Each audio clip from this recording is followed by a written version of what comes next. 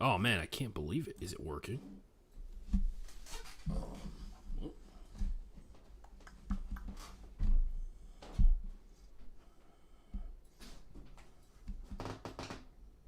There we go.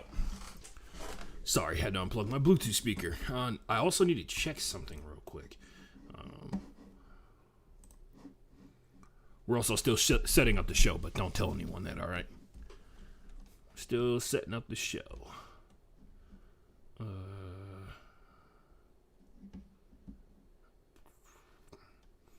Albany. That's weird.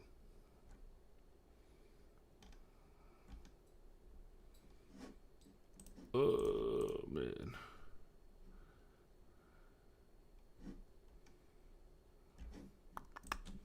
Oh, yeah, I should go to YouTube. I'm checking to see if we're actually live streaming on YouTube right now. Oh, don't do that. Wow, man. Oh, man. Oh, we are. This is kind of wild. Nice. Live streaming on YouTube. How big is this delay? Sorry, I'm trying to work on a bunch of stuff at the same time. We just skipped a frame somehow. God damn it. It says my stream quality's good. What I need you to do is put a fucking limiter. 25.3. Oh man. What happened to putting the limiter on it, guys? I thought we were doing that. Alright. Anyway. Stream. It is fucking wild. Output. We're live on Twitch and on YouTube right now, so if you're checking that out, it's kind of a big day. Rocky Flakes.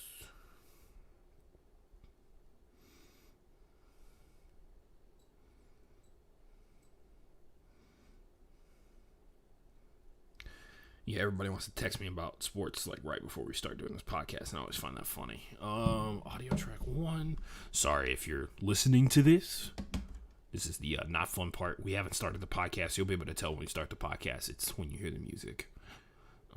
Scene collections. Oh man, dude.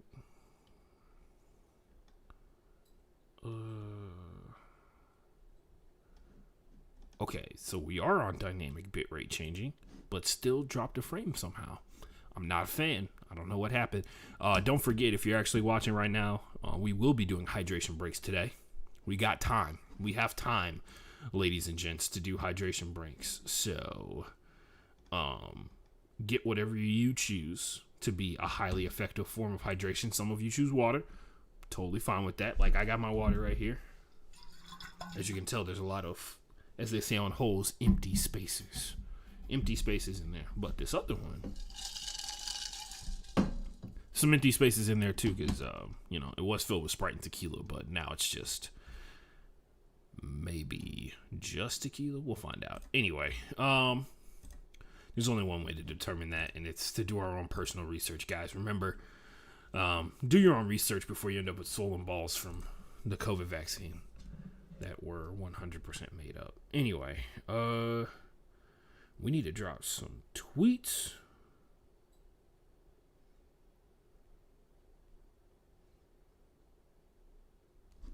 We need to drop some tweets, and then we need to get to work, ladies and gentlemen. We need to, we got time to spend on today's episode, but we don't have like a ton of time. So if you got some stuff you need to say, you got something you need to get off your chest in the chat, put it in the chat. Drop the hot takes. Drop the hot takes if you want to in the chat. I'm gonna finish working on this one last segment, and don't tell anybody what it is. You can see what it is before the show, but because I promised that we were gonna start at 5, so naturally I started late at like 5:17. Don't tell anybody you saw what the segment's gonna be. All right.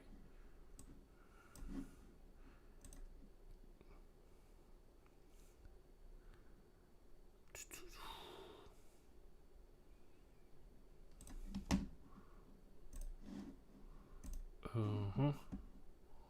Anyway, I'm gonna just switch that back because I actually don't have it completely fleshed out. I'm trying to do better about like this whole starting the podcast when the show is getting serious, but also beforehand, chatting it up with people and shit. So, was that my like follower icon? Yeah, hold on. Why is my alert box directly over my face? That's not smart. Hold on, let me ooh, that's bad. There it is. That's a lot better. If you got takes or you got guesses on who's gonna win games, drop them in the chat. Because I'm not really paying attention right now. Hold on. Make sure I can be heard. Make sure my voice is being heard. I'm not really paying attention. Oh, there we go. You can hear me. All right. We need a couple of tweets here. So we're going to set them up real quick. If you got something you need to say, you got something you need to get off your chest, put it in the chat, baby. We got 2 likes already. All right. First day on oh, man. Let me see. I need to check out a couple things.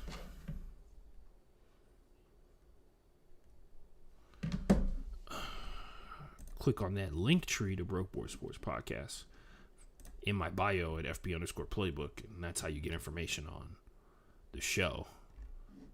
So, yeah. All the information you'll ever need on the podcast.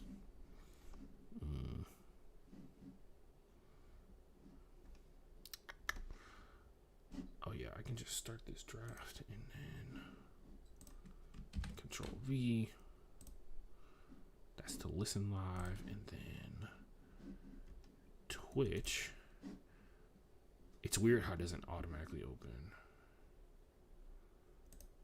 We got 2 viewers in the chat. What's up, whoever's out there? Mysterious person.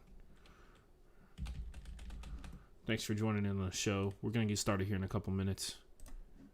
I'm just finishing up some last minor details. One of the segments. I got a lot of stuff done yesterday. I was actually pretty proud of myself. I'm not going to lie. I ordered these gifts from my best friend on for his birthday, and they're like a bunch of One Piece things. So if you don't know what that is, it's like one of the most popular animes on the planet. I'm a big fan myself. He's a bigger fan than I, so I got him some stuff that was pretty cool. And well, I thought it was pretty cool. It was like a model of the ship, which is called the Thousand Sunny, if you've watched the anime before. So he has that. He got like a wanted poster like they have in the show. Like after every single event that they go through, they get like wanted posters with higher bounties. And I think he got one where it's like the most recent one. So it's like 1 billion and something berries or whatever it is to bring in Luffy dead or alive. So listen live on Spreaker. Yeah, so I need to schedule this to go out like 3 times.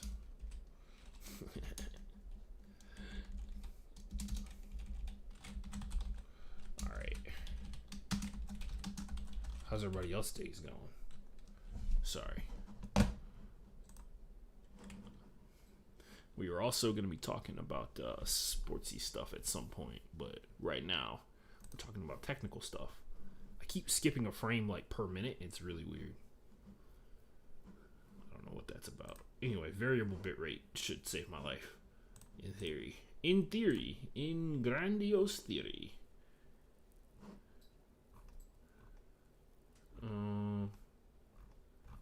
Damn, dog. We do not have nerd news today. I didn't see anything that I really liked, to be honest with you. You know what? Let me check. Let me check again. Check again. Make sure nothing weird, nothing cool's happening that I just don't know about. Yeah, like all this is just like sponsorship deals and stuff like that. So none of it's like really wild, like outlandish stuff that's like over the top. Um, I mean, the Matrix trailer happened. I guess that's nerd news, right? Um, yeah, we'll do that. We'll do that. We'll do that for nerd news. We'll set it up. Now you're getting to see behind the scenes.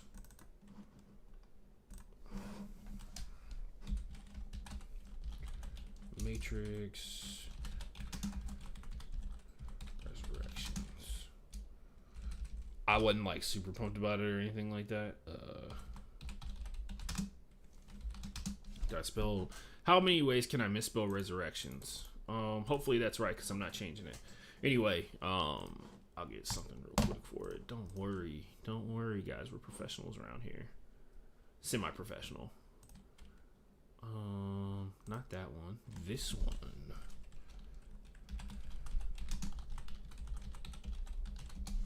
And then we'll move on with our lives.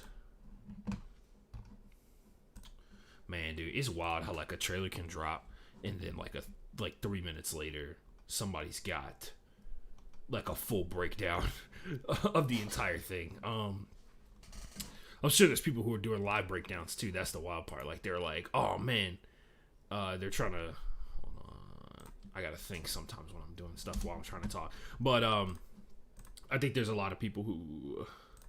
Well, we're gonna match the spelling of Resurrections with the photo I'm about to put in here. But yeah, it's wild how like quickly people get those things like up like really really quickly in terms of like getting that content and making sure people can see it and shit like that. It takes a gift, but there's some of these guys like. There's this one dude. He's a part of the New Rockstars YouTube channel. He does all the nerd stuff for them, and he goes hard in the paint. Like he over analyzes. It is 100% like a reach on some of the things that he believes that creators were trying to make a reference to, and then some of the stuff is just like easy spot on. Like yes, that's 100% what they were doing, and you don't see that kind of stuff in other videos, but.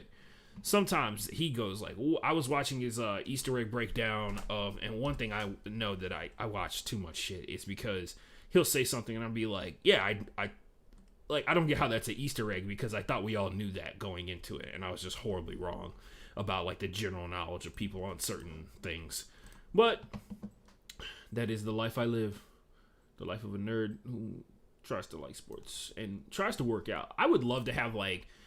My goal in life is to be like a fit nerd, minus the sketchy, semi-misogynistic and at times racist perspectives on certain things. But yeah, so yeah, I guess we'll do Matrix Resurrections for nerd news. Ooh, do not look at that. That's actually I worked really hard on that segment. I want it to be a surprise.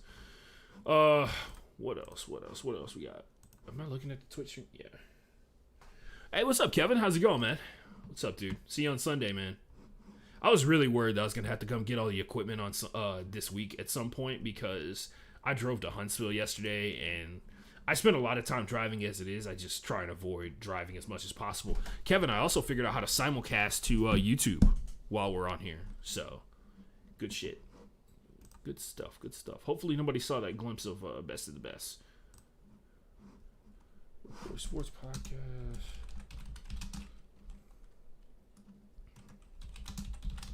Yeah. Also, we're simulcasting to YouTube right now. We've dropped 1 frame, guys. Like, we're doing good. We're killing it right now.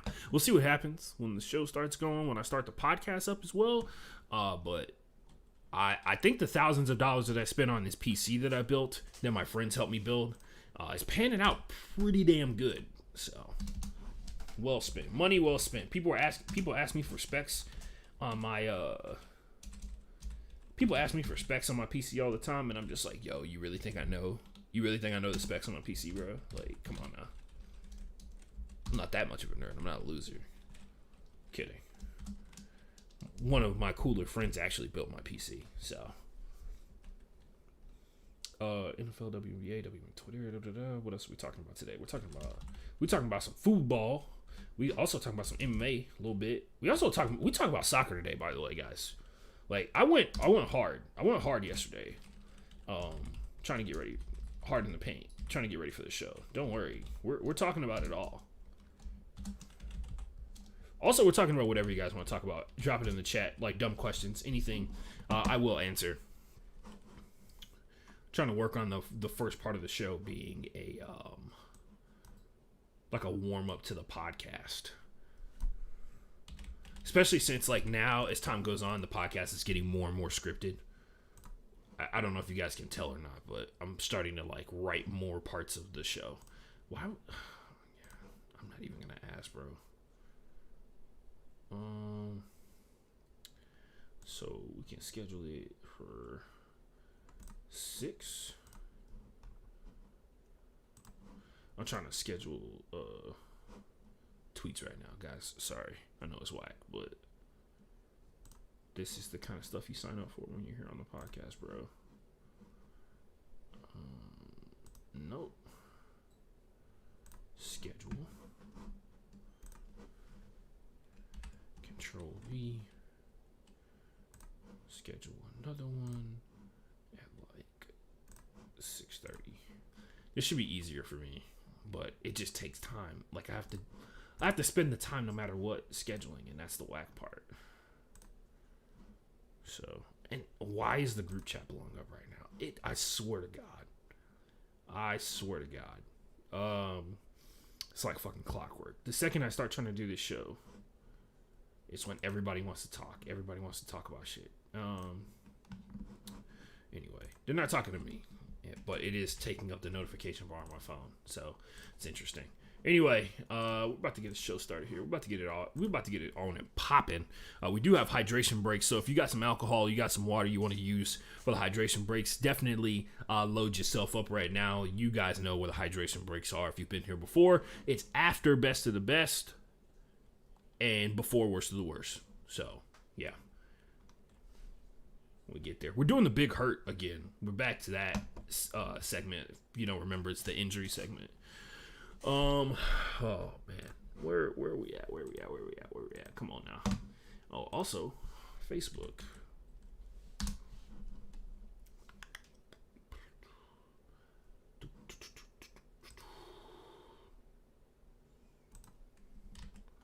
It's almost like the U.S. government isn't a business. Sorry, I just logged into Facebook and some guy that he does like seminars for a living. He wrote like, if I ran my business if I ran my company like if I ran my company like the U.S. government is ran, I'd be living on the streets. And I'm like, it's almost like it's not a company or something. So, Jesus, man, some people just like people's like overall obsession with gaining as much wealth as possible is very disturbing. And also like the group of people who are like, I can only see things in life through the prism of business are annoying. Like I have a friend who literally like all he does is drop like stock advice in the group chat, and it's almost like he's not even like a person anymore. It's really weird. He's also the dude who got the Delta variant and was in the hospital for 3 weeks and is also still pushing like, I'm not getting vaccinated bullshit because I already had Delta, which is funny as fuck to me. But hey, you do you, man. You do you. If you want to die, I'll be at your funeral, but I'm not your daddy. Dad also had his dad also got Delta, so I didn't mean it in an insulting manner, but it's just facts. Yeah, man. I honestly, you know what? I think we got a rare occasion. On our hands. We'll talk about that. Yeah, man. We got a rare occasion. We do. I'm going to call it. Fuck it. I didn't see anything that fits into one of our categories. So, we're not going to do it. If it didn't fit in the category, we're not going to force it in there. So, there we go. Wow, what a day. Broke Boy Sports Podcast. We're loading up the podcast right now, guys. Oh, man. Episode, what is this, 153? 150. God damn, we've been doing this too long, guys. Just flat out. What did I name this episode? Also, yeah, like when I went live on YouTube, it chose the name for the stream that I told it not to. Like it chose the name for the stream being like the last stream, which is not correct. But we'll fix it next time. This is wow, it's still doing it. It still has it on here. Hold on. What the fuck? That's not the name that I put. Oh my god. Maybe when I turned on Twitch, it or when I turned on the simulcast for YouTube, it reset my settings to what they were before, which would be weird, but also makes perfect sense because Twitch is not user friendly in my opinion. But also I'm a dumb user, so that may have something to do with that. Ah, man, Kevin, I was legit gonna ask you about that, bro. Like, I was legit gonna be like, hey, I was gonna ask, like, can I help? Because you know it's time consuming. So please let me know if I can help. I would appreciate that. Wow. I don't know how it got that data information. That's so weird. The saved description for this episode is me talking to Brooke Pryor, and that's just not true. Like, I don't know why it does that. 153. Dazed and Confused. Yeah, Dazed and Confused is the name of today's episode. Dazed and Confused. Oh, by the way, we got a new recruit this week, so that was dope.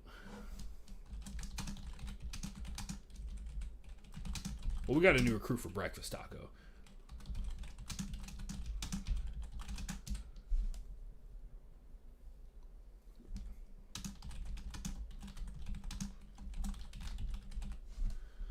Honestly, bro, today is one hell of a day. African American. Ooh, damn. American football. Actually, we could put both footballs on now. Oh, of course, my neighbor wants to play basketball right now. Like, what are the fucking chances, man? Like, you guys remember that episode where I was like, my neighbor was mowing his lawn when I was doing my episode. Like, he went all day without doing it. He was at home all day, and then right when I started my show, like 15 minutes into it, he just started mowing his lawn for like no reason whatsoever. It was tough. It was a tough day. It was a tough day for your boy. Oh, we got somebody else hopping in the chat. Appreciate that. We're about to start the show. So, did we skip a frame? I got Twitch, my podcasting app open, Streamlabs, and the YouTube tab open, plus the Facebook tab open, and we're not skipping frames. Ladies and gents, we may have found a solution to our problem.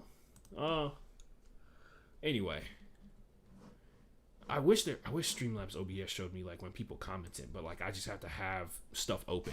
Anyway, we're about to get started here. If you got some questions, some sports questions, actually just any questions, you can drop them in the chat. If you also have hot takes for this upcoming week in football and other sports and stuff like that, feel free to drop those in the chat as well. We're gonna be talking about that and much, much more, as I'm supposed to say, to keep you on the hook, right? Because it's supposed to be a tease. I'm supposed to be a professional in some way, shape, or form, even though we don't have commercial breaks on this show yet again. Well, we had commercial breaks. We just don't have them anymore.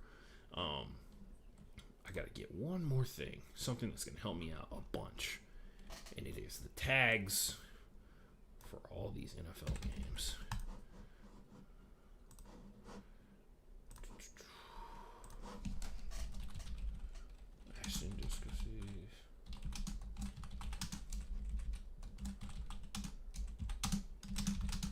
Week 2 of the NFL. Yo, I went to my friend's house yesterday. He has a mechanical keyboard, so like the clicking noise that his keyboard makes is like cocaine, basically. You know, ASMR cocaine. So yeah, it was pretty wild. I was like, yo, and he has the one where like you click it and it flourishes out like it ripples out from the key that you clicked throughout the entire keyboard in different colors underneath the keyboard, which is kind of cool. Not kind of cool, it's pretty sick. I'm not gonna lie. I'm not gonna front. It's pretty dope.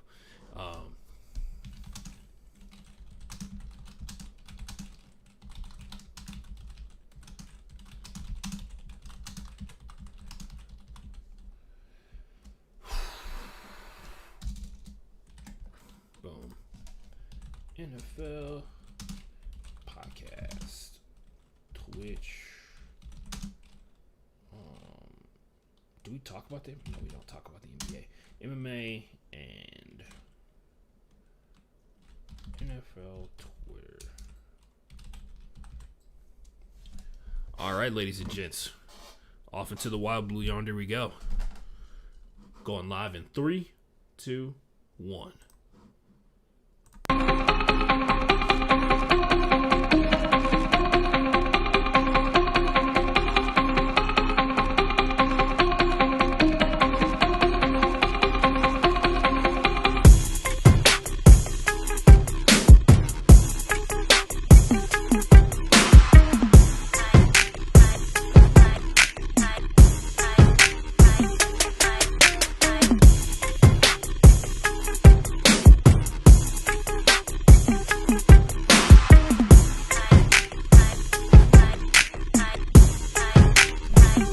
Ladies and gentlemen, boys and girls, and everybody else in between, my name is Ashton G. Lewis, and you're listening to the one, the only Broke Boys Sports Podcast, where we talk about the best and the worst that sports has to offer every single week. Don't forget, you can follow me on Twitter at FB_Playbook. You can follow me on Instagram at TheAshtonForever, and you can also follow me on TikTok at TheAshtonForever. I'm gonna be honest with you, somebody at work said something about my TikToks about Quidditch being whack as fuck, and I haven't made one since.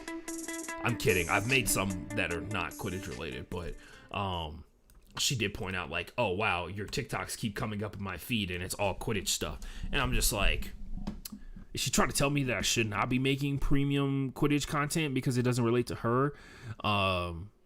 I disagree. I'm going to keep doing it. But also, I'm going to try and make stuff that's relevant to my life overall. And that sorry, we should be sounding a lot better because the microphone's closer to my mouth. But yeah, I'm going to keep making Quidditch content overall. And hopefully people will like it. And I'm also going to keep making the other stuff that I was doing too, which is like workout stuff and like trends that were going on, like voiceover stuff.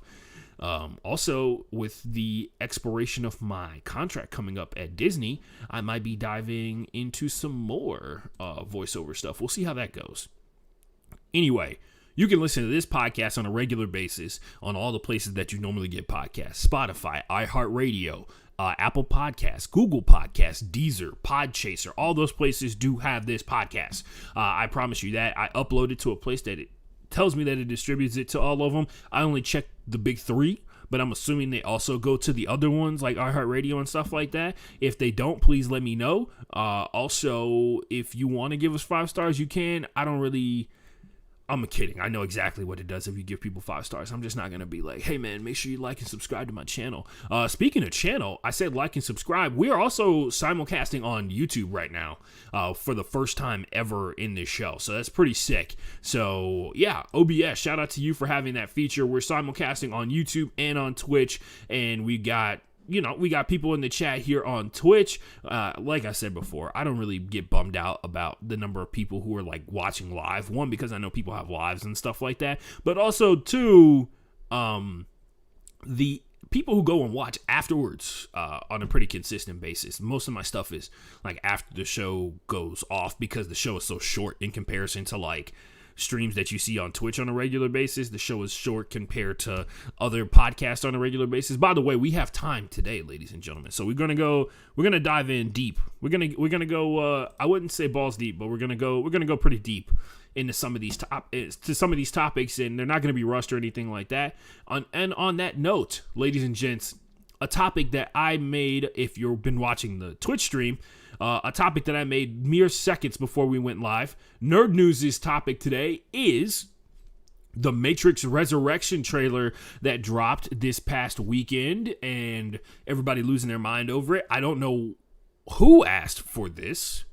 I wasn't one of them, but I'm sure there are a bunch of like really cult-like Matrix fans out there. I've watched pretty much all of the Matrix content. I have not played the games. I played the game when it was on GameCube, that Matrix one, not the actual Matrix Online one where it explains how Morpheus gets killed, and that's why there's a new Morpheus, even though it's definitely because Lawrence Fishburne is probably old and doesn't do stunts anymore, which, to his credit, he's worked plenty hard to be in a position where he does not do stunts anymore. Shout out to Lawrence Fishburne for paving the way for this Matrix Resurrection movie to even be made, because if it wasn't for his performance, we'd be in a totally different place. Do you guys also like how I'm wearing another NFL team?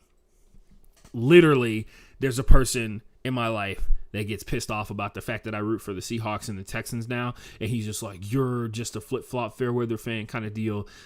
Even though I've rooted for the Seahawks since like 2016 and also have rooted for the Texans since 2002. So, but now I just buy random sports gear to wear it to piss people off, because some people, they're not big fans. If you wear any sports team, I guarantee you're going to run into some person that doesn't like what you're wearing. And that's the beauty of sports sometimes, folks. Hate. Also, nerd news. Matrix Resurrections, like we were mentioning before, this one seems to be a continuation of the previous Matrix trilogy that we saw before, that a lot of people herald as one of the greatest movie trilogies of all time, which, I'm not in a position to be able to quantify that kind of stuff. I haven't watched nearly enough film to quantify like what this stuff does in terms of like the grand scheme of film ever. I will point out it pales in comparisons to the Fast Saga. Anyway, it seems like Neo is back, and he also is very confused as to whether or not the events of the Matrix trilogy actually happened, which seemed to be the perfect place for the bots to want him to be. So I guess they're going to do that whole mindfuck path that we're going to go on before. We'll see what happens. Anyway, I also realize a lot of people are now about to be exposed about whether or not they watched The Matrix the first time. One of those people being my girlfriend. My girlfriend had not watched The Matrix up until 3 days ago, and she watched it all the way through. She live tweeted it. It was pretty fun. It was pretty funny to watch her watch her live tweets or whatever. Also, just remembering some of the things that she commented on. I was like, oh man, I've seen each one of the Matrix movies like 4 or 5 times. I realize that now. Mainly because I didn't understand what was going on, especially that one scene, at the end. You guys know. You know what scene I'm talking about.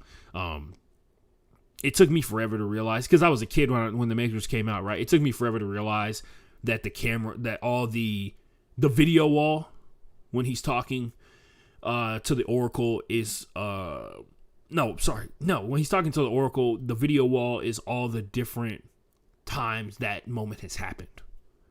And all the different times that the one has gotten to that moment and his reactions. And now it echoes because it's the same thing. Anyway, if you haven't seen The Matrix, I definitely just ruined the entire movie series for you. Sorry. Not sorry. It's been like 20 years, bro. Get over it. Anyway, that happened. Everybody was losing their mind. People pumped about Keanu Reeves because they love Keanu Reeves, which is understandable. He seems to be really talented. He seems to be a nice guy.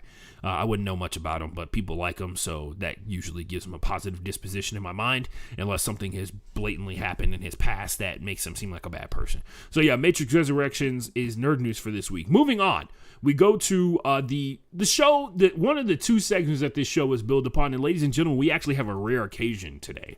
We have a very rare occasion.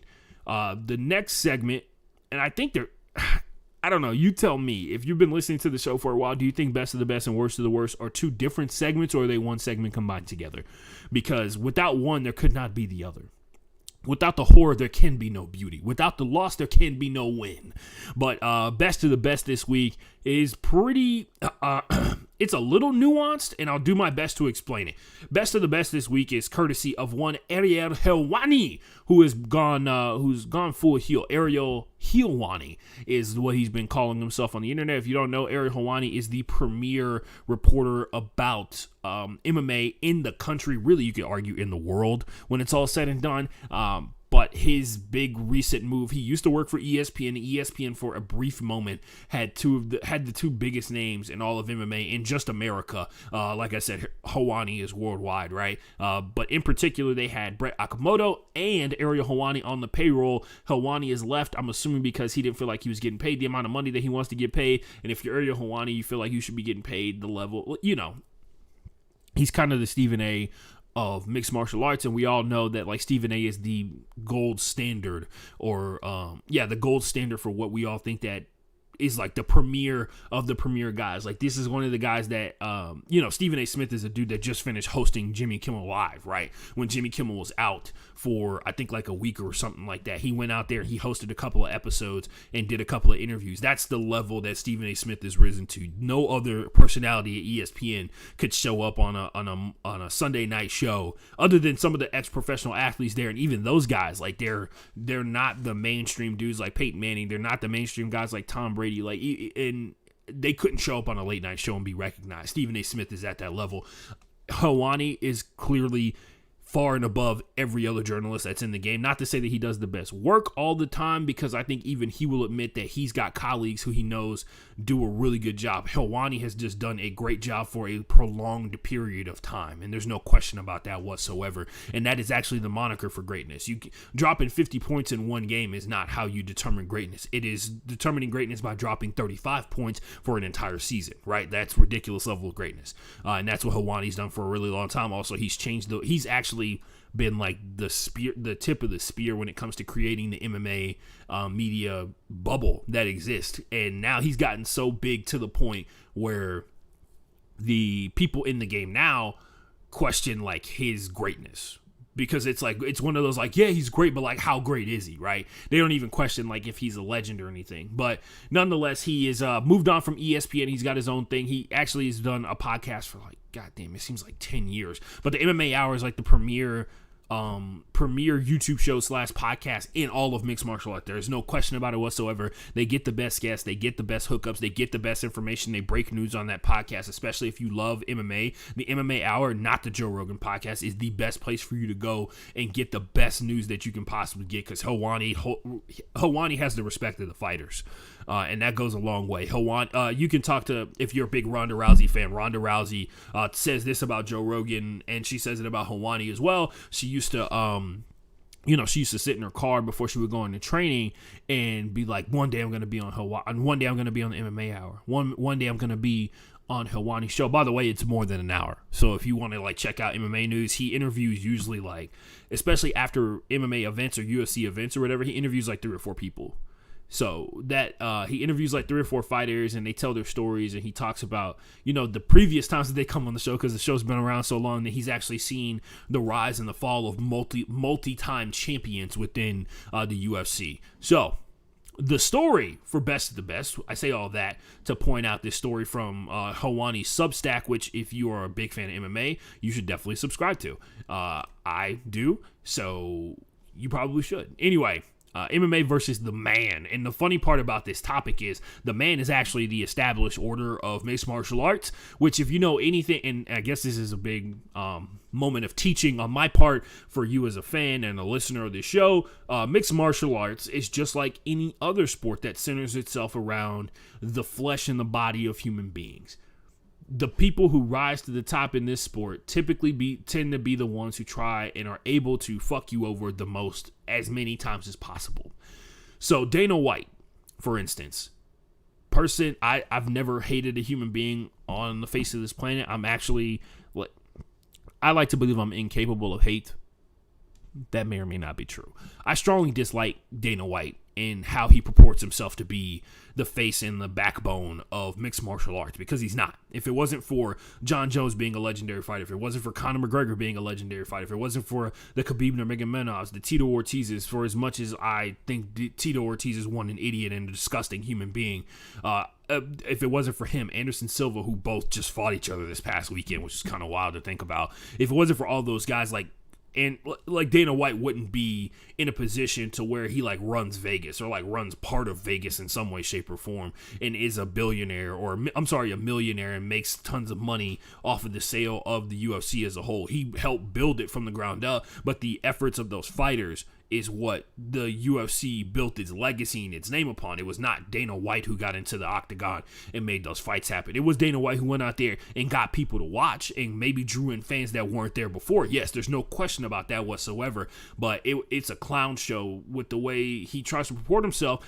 It's like the life and the heart of MMA, especially now, to the point where it's almost like a self-running engine. And I get it, he does a ton of work behind the scenes, but like I said before, unless you're the one that's out there taking the blows and taking taking the hits, taking the concussions, taking the broken legs, arms, fingers, all that kind of stuff like that. The person that's out there sacrificing, sleeping in the gym, barely eating, cutting weight, all that kind of stuff like that. I'm not really here to hear how important you are to the machine that is mixed martial arts, right? That makes perfect sense, like in the grand scheme of things. Dana White thinks he's the most important person in the room every time he walks in, just because he has the most money. And the reason he has the most money is because he has made a specific profession out of underpaying fighters. And I'm not talking about, Daniel Cormier would strongly disagree with that, because he's got plenty of stories about how how the Zuffa brothers wanted to pay him $1 million and make sure that he got $1 million after one of his title defenses, because they felt like he fought a $1 million fight, and he just didn't win it. It was versus John Jones, like the first time around or whatever. But the fact of the matter is like, in comparison to what the UFC makes, its fighters, the people who are putting on the show on a regular basis, and also like in the course of putting on the show, risking like permanent damage to their potential career for the sake of the show, are not getting paid as much as they should. And I don't think even Dana White will probably admit that that's the case off camera, away from people, and not in a situation where you can't use it in a legal sense against him. But the fact of the matter is, he's built his business off of ripping off fighters like on a regular basis, and I think that's safe to be said. But if you there's also there's this group of fighters that won't even defend themselves, right? There's this group of fighters that won't say that they deserve more money, because they're like, well, I'm just grateful, I'm just blessed, I'm just lucky to be here. And it's like, no, you worked hard, you won the fights that you needed to win, and they need you because you're good enough to their standard, or you're good enough to entertain the people who give them money. They need you, and you need to operate as if they need you. And I think that is something that's lost a lot of the time in translation for mixed martial arts as a whole. Just because you don't want more money doesn't mean that we're not going to fight to get you more money, right? That's the same thing. Like there's plenty of people who are in the NFL that are exactly in that same boat. There are people who have come from, like we talked about this 1,000,000,001 times, people who come from like destitute poverty to becoming millionaires, right? Like they're not out here like, well, I think I deserve more money, like immediately, right? It takes a lot longer in your life to realize like the damage that you're doing to yourself in comparison to the amount of money you're making is not adding up when it's all said and done. Same thing goes in MMA. Ariel Helwani mentioned this in his Substack. It is a new MMA league that is going to be structured much like the Big Four sports, which, by the way, I've said on this podcast and I maintain it, that mixed martial arts, not even mixed martial arts, the UFC as a league is one of the major sports promotions in America. So it's the Big Five for me. But this whole structure is supposed to be way more inclusive and way more supportive of the fighters as a whole, where it's it's supposed to be structured like the NBA, the NHL, the NFL, where you have a 50-50 split. There is a collective bargaining agreement, which, by the way, does not exist in MMA. There have been many attempts to try and unionize fighters across the board, but the problem is, just like the problem is in the NFL, why their union can't get strong is because of the number of people who cycle in and out of the union, right? The constituents never stay the exact same for the most part, because you have rookies coming in and you have vets that are getting worked out of the system on a regular basis. There's a distinct effort to pay vets less and get vets off of rosters that when they were getting paid more money. There was an effort to prevent players from being able to qualify for the pension. You can talk, there's umpteenth examples of where teams are fully aware of like your amount of service time, and they know that if they can cut you or whatever, they can break the amount or the consistency of your service time, they can prevent you from being able to earn the NFL pension, which will get you money for the rest of your life, right? And it also is like less money that they have to pay out every single year out of their franchises on a regular basis, and it's more money they get to keep. That is something that does not exist within the realm of MMA. It's literally, there's health insurance in terms of relation to damages or injuries that you get during your fight, for sure, but this is a situation where they're talking about like health insurance year-round for guaranteed contracts where you get money up front that you can negotiate for, guaranteed contracts in the sense of it's not dependent upon if you win or lose the fight. That's the whole thing that's going on too. Like you talk about like you have to negotiate a contract for every single fight, which in some ways is beneficial for the fighters, because there are fighters who are underpaid drastically and have the leverage to be able to fight and argue for more money. And then there are fighters who are drastically overpaid that in the course of negotiations can lose money based off of the results that they've had. I'm going to tell you this right now. I'm always here on the side of the person that's got less money to get more money, right? Not the person who's got more money to keep their money. And you can talk about whatever that means or says about me for the most part, right? But that's something that they're talking about in regards to this, a 50-50 revenue share split, which would mean that the fighters would be far more invested in trying to push the brand cleanly, it's as opposed to what we see in the UFC. I'm not saying the fighters don't try and push the brand. They actually do it for free, basically. Like, they go out there and they're great representatives of the UFC for free, and that's part of the problem. But for the most part, you talk about the uniform deals, the uniform sponsorships and everything like that. But yeah, career-ending insurance, which happens a lot more frequently than we like to really admit, where people can't fight anymore because of an injury that was sustained within the octagon in the course of a fist fight, like a mixed martial arts bout, where people are the objective is to knock you unconscious to where your brain doesn't function anymore. But yeah, they plan to announce this league coming up, and they hope that it will start and initiate itself in 2023, which gives the vibes of they want to get more funding behind this, and they want to make sure that people are fully aware of its existence before they try and go out here, because this is direct competition for the UFC. You've seen the likes of Bellator, Pride, and you've seen the likes of Glory MMA, Glory Kickboxing, PFL, which is now on ESPN Plus along with the UFC. And if this is a more viable option, the best fighters in the world, this is competition for every single league on the planet, not just like the UFC and Bellator. This is a competition for every single league on the planet, and quickly could rise to be the point where it is the premier league that fighters fight within, as opposed to like what the UFC and Bellator is all about, because the UFC so many times over has really hustled fighters out of money, treated them poorly, tried to like refusals to renegotiate contracts when fighters clearly in a position to be earning more money. So, like that, there's a situation that happened with James Krause, who is an older fighter. He came on, he fought last second because he's always in shape, right? He came on and he fought last second for the UFC, and he refused to sign the deal until they renegotiated his contract to give him more money. What the UFC did, because they wanted to stick to the contract, which would have like paid him pennies compared to what he was doing, which was headlining for a UFC Fight Night event, right? Which is a ton of money when you're the headliner as opposed to just a regular guy on the undercard. You're the main attraction. Everything that has happened that night leads up to your fight, and you earn more money for it because you're supposed to be the draw. But James Krause was in that situation where he was just like, well, either y'all figure out how to get me more money, or y'all gonna have to find another fighter. And they ended up giving him more money. And a lot of fighters don't find themselves in a position like that all too often. But James Krause did, and a lot more fighters should have access to the leverage that it means to get more money. Or what a wild concept, the default should be to not hustle people out of their money, especially when they're fighting and risking their lives for the sake of the entertainment of people, and for you to be able to make money without getting a black eye. Maybe we just pay people what they're worth.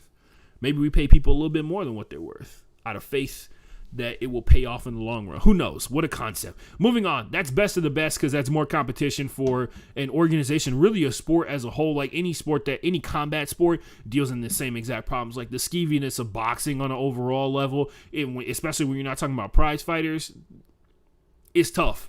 It's tough out there, man. It's tough. People getting hustled out of hundreds of dollars after winning fights, people getting jumped, all that kind of stuff like that. Promoters lying to you, promoters like up and leaving without giving anybody any warning, making sure that nobody gets paid. All of it centered around like, yo, I'm just trying to hustle these people who are dumb enough to hop into a ring and fight, risk their lives, and then like pay them as little as possible in the process. But and they should be thankful that I'm doing that. Moving on. First hydration break of the show, ladies and gentlemen. If you don't know what the hydration break is, I'll explain it one more time. I'll just keep explaining it. I'm not gonna limit it. But anyway, the hydration break is going to be sometimes this podcast goes a little long. This podcast is very wordy, and I talk a lot, right? And we're talking about loftier concepts, and sometimes we just wanted to be chill. We wanted to calm down. We wanted to mellow. We want everybody to mellow out a little bit. And on top of that, hydration is not a joke, ladies and gentlemen. So whatever you need to hydrate, for me, for instance, I've got some very, very potent tequila mixed with some Sprite in this cup right here. And I've also got myself a 40-ounce canteen of water, of high quality H2O, as one legendary football player once said, that also is only sounds like 6 ounces of water in here right now. But nonetheless, I'm going to play you a song by Christina Gukas, who has been kind enough to allow me to play her music on this podcast anytime that I need to or anytime that I want. And I'm going to play one of her songs, and we're just going to chill out for a little bit. It's going to give me a chance to do some social media stuff. And when we come back, we'll continue the podcast. So we will play Own the Night by Christina Gukas. Shout out to her for once again, as always, letting us use her absolute bops on this show to make it that much better. Once again, I fervently believe that this music is far and beyond this podcast in terms of like its value, but hey, when you're nice to people, when people are cool with you, they let you use their stuff, I appreciate it. We'll be right back. We're playing Own the Night for 3 minutes and 15 seconds right here on the Broke Boy Sports Podcast. For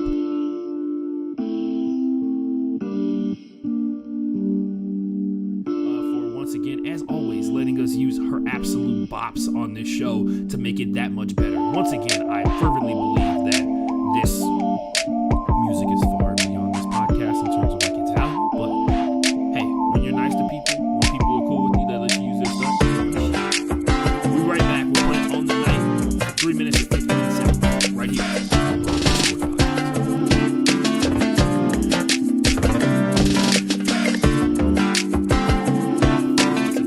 Always letting us use her absolute box on the show to make it that much better. Once again, I firmly believe that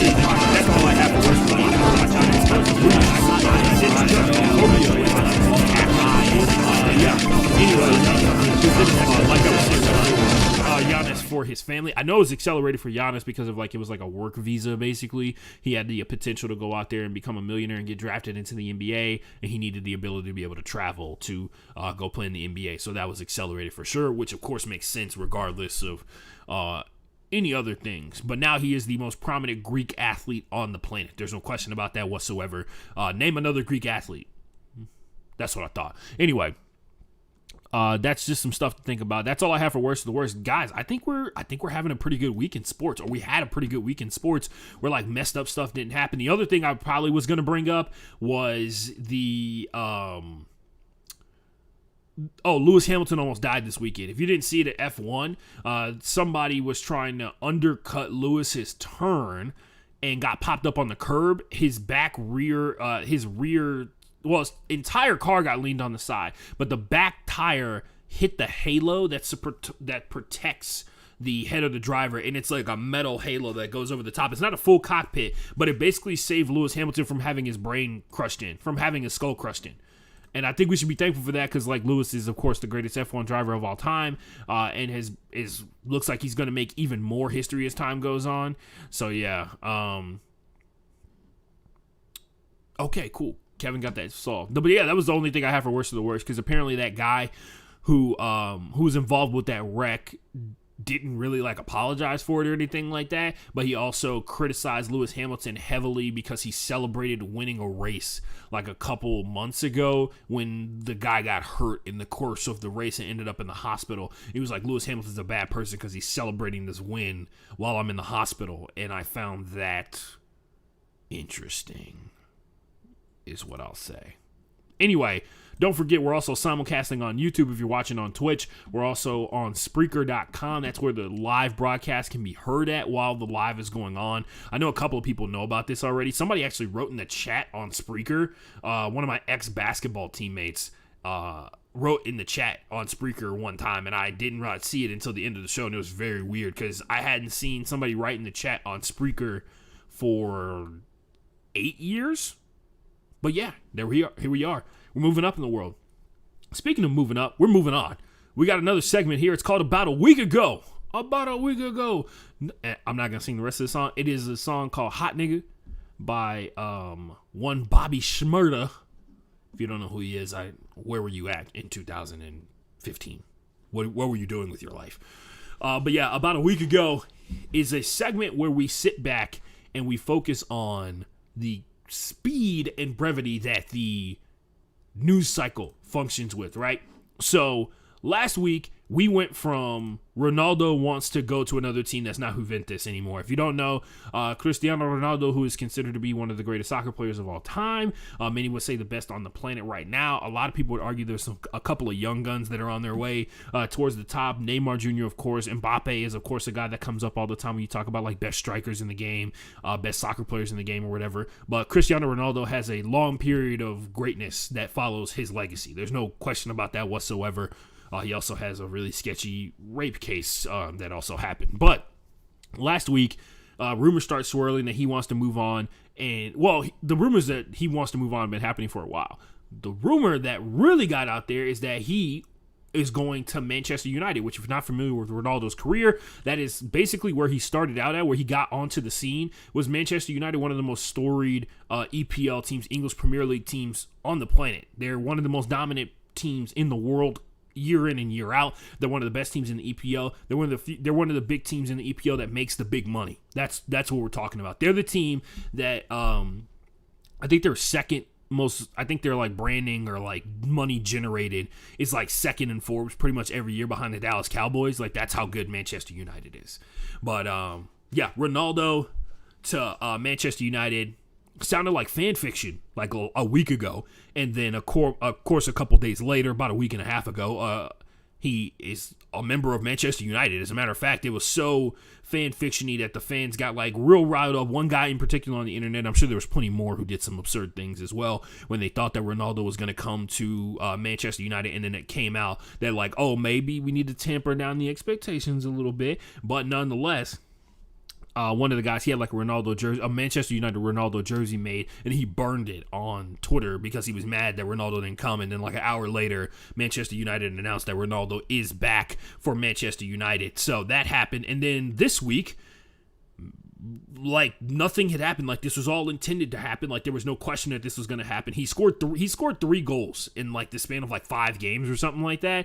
So one, he came off the bench during a Champions League game versus Young Boys. He scored a goal like 13 minutes into being on the field, and then he also scored 2 goals in his first game back. And I think it was against like Brighton or something like that, which, you know, he's doing this against teams that are not the best, not the cream of the crop in terms of like international soccer or whatever. But the fact of the matter is he's going up against like elite level soccer players and putting the ball in the back of the net like on a regular basis. But yeah, that's wild because a lot of people really were basically saying that Ronaldo's washed up. Because he's one of those type of athletes that's like a freak athlete type deal. If you've ever seen Ronaldo with his shirt off, you can tell like not only does he work really hard, but he's also got like great genetics in terms of like his body being able to be shaped that way, and he works relentlessly to be one of the best in the game. So there's that. But yeah, that's about a week ago. About a week ago, we thought it was outlandish and insane that Ronaldo would be playing for Manchester United, and this week he scored 3 goals for Manchester United. Funny how the sports world works sometimes. Moving on to our next segment, We Talking Money or We Talking Money. It's a segment where we talk about money. Money in sports. But yeah, this one's pretty simple. The Colts, if you saw it last night on Thursday Night Football, were announced to be the subject of one Hard Knocks. If some of you are familiar with that show, some of you are not, don't worry, I'll explain it. Hard Knocks is a show that is paid for by HBO, filmed by NFL Films, and it follows a team typically, because this is the first what we're talking about here, during training camp, leading up to all 4 preseasons, usually in resolution to, basically the resolution of every season is like the players get cut, and then it's the week after with the 53-man roster, which is what the active roster, well, the total roster that you can have in the regular season for an NFL team is a 53-man roster, and then there's like 46 that are actually active on game day, whatever, depending upon like how many people you want to carry. That goes on, that happens, and then the following week is like the dramatic like look ahead into the look off into the distance dramatically as the wind blows through your hair, and the new season for a champion to be crowned is on the horizon. And that team could be the subject of HBO's Hard Knocks. And it's typically not, because you actually have to get it to be qualified for Hard Knocks. For the preseason version, you have to have like not made the postseason the last 2 years beforehand. There's like a whole criteria basis that basically reduces it down to like 8 teams every single year, right? And those 8 teams are on the fringe of success and kind of like they're in the woes of the season, but it's also a way to prevent HBO from disrupting, you know, the best of the best teams in the league in terms of, you know, the elite teams in the league that have like title contention on their mind. So you'll never see like a high level in team on Hard Knocks, which is a problem to a certain degree. And I'm assuming with enough money, you can have access to any team that you want to in the NFL if you're HBO. So we'll see how long that lasts. This is a huge step forward. This will be the first ever Hard Knocks series that is featured about an in-season team, and it doesn't start until week 10. It starts between week 10 and week 11, which if you haven't heard, the NFL season has been extended by 1 more game. So now it's a 17-week season. And week 10 and 11, as you can imagine, pretty late in the season. I will say this could very easily become, especially if it happens during week 10 and 11 throughout the year, and I'm assuming there's one reason they picked this. It is because they feel like at this point, that team is going to be what that team is, or that team is going to be already defined playoff team, or that team is going to be going into the dumpster, which is that's the worst case scenario for them, right? The other thing that they really want is a team that's in the middle of a battle for a playoff spot, right? There are teams, because all the playoff races, all the divisional races end so closely on a regular basis that it can come down to the last week of the season, even in divisions where, you know, the Super Bowl champion comes out of, and they're going up against their divisional rivals, because that's how divisional rivals work, and everything like that. Players are familiar with each other. Coaches are familiar with play calls, scenarios, and all that kind of stuff like that. And it makes every single one of those games a lot closer than you would think it would be because of the talent differential. But to ignore that these are the top like 1% of athletes on the planet, shows how little you know about football. But anyway, are we talking money? Are we talking money? The amount of money that Hard Knocks has the potential to make off of this, especially considering they're coming off of a very, very poor season of the Dallas Cowboys being the centerpiece of Hard Knocks. And I think it was more because the season before that was the Rams during a COVID year, so they spent most of the time talking about like COVID protocols and why they can't be around people and why those people can't be around other people, and like hanging out with Sean McVay and stuff like that, instead of, you know, feeling like you were focused on the football season. And once again, viewing habits have changed drastically, so like the ratings of course are skewed in a certain direction and incorrectly skewed in another direction, right, to a certain degree based off of what type of ratings you're looking at in what scenarios. But nonetheless, I think a lot of people were not like huge fans of Hard Knocks. Hard Knocks is usually defined by like great personalities. Like when the Texans had it, Charles James became like a huge personality in the league. A lot of people didn't realize like how funny he was as a guy. When you talk about when the Buccaneers had it, a lot of it was centered around Jameis Winston and working with Deshaun Jackson and trying to get an understanding of his life and where he comes from and all that kind of stuff like that. So there wasn't not a ton of that. They focused on Micah Parsons a lot and Dak Prescott and Ezekiel Elliott, who there wasn't like a ton going on there because I think a lot of people, because I think fans know more about players than any fan before them has been able to know about players. They follow them on social media. Those players typically have their own social media platform where they're like presenting themselves to people so that they can get to know them a lot.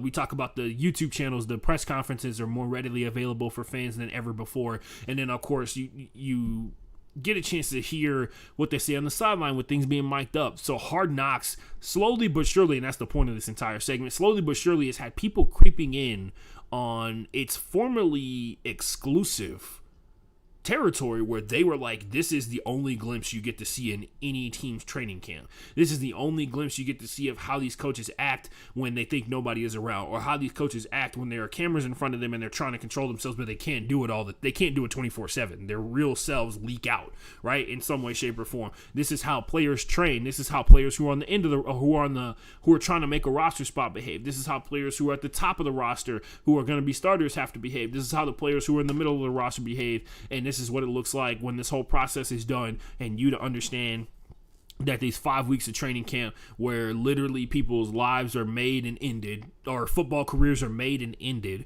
are highly stressful situations. Now, like we mentioned before, on Media Suggestions a couple of weeks ago, we talked about how YouTube channels for each individual football team basically does what Hard Knocks does. They're going out there and they're making miniature Hard Knocks series, right? They're following their players around, whether it be outside of the facilities. Like I said, One Jets Way, or One Jets Drive, which is the name of the street where the Jets facility is located. They follow Carl Lawson to his like gym that he trains at on a regular basis before he got hurt.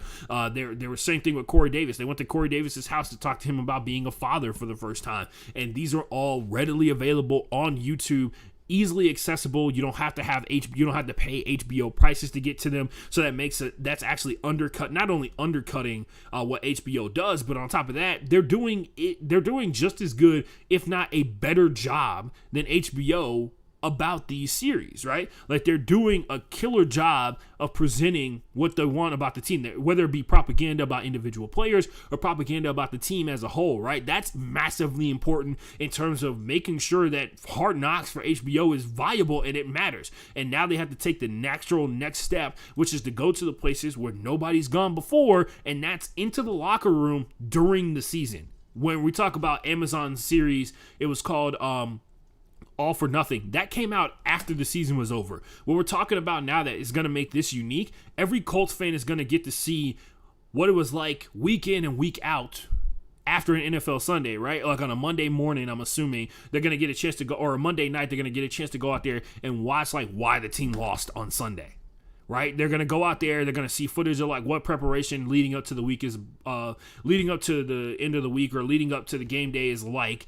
And if you know anything about Hard Knocks, if you've ever talked to people who watch Hard Knocks, they really feel like that is an accurate representation of what is going on in the facility with the team. And so they're going to run with that.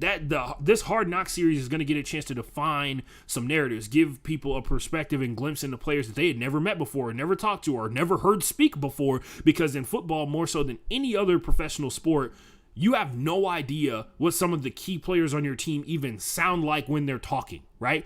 There's some, like, you could have like you could have a top 5 linebacker in the NFL and never heard a single word out of his mouth, right? And just see him play and run around and celebrate and get sacks and stuff like that. So this is a survival tactic by HBO, because it's only a matter of time before the YouTube channels start doing that kind of stuff. And they're doing the same thing that HBO is doing throughout the course of the season, thus making the HBO premium prices not as valuable, because quite frankly, like I said before, you got to go watch some of the stuff that the Lions put together, because the Lions actually, and all these teams they did the off season. They didn't just do the preseason. They didn't do just preseason and training camp leading up to the regular season.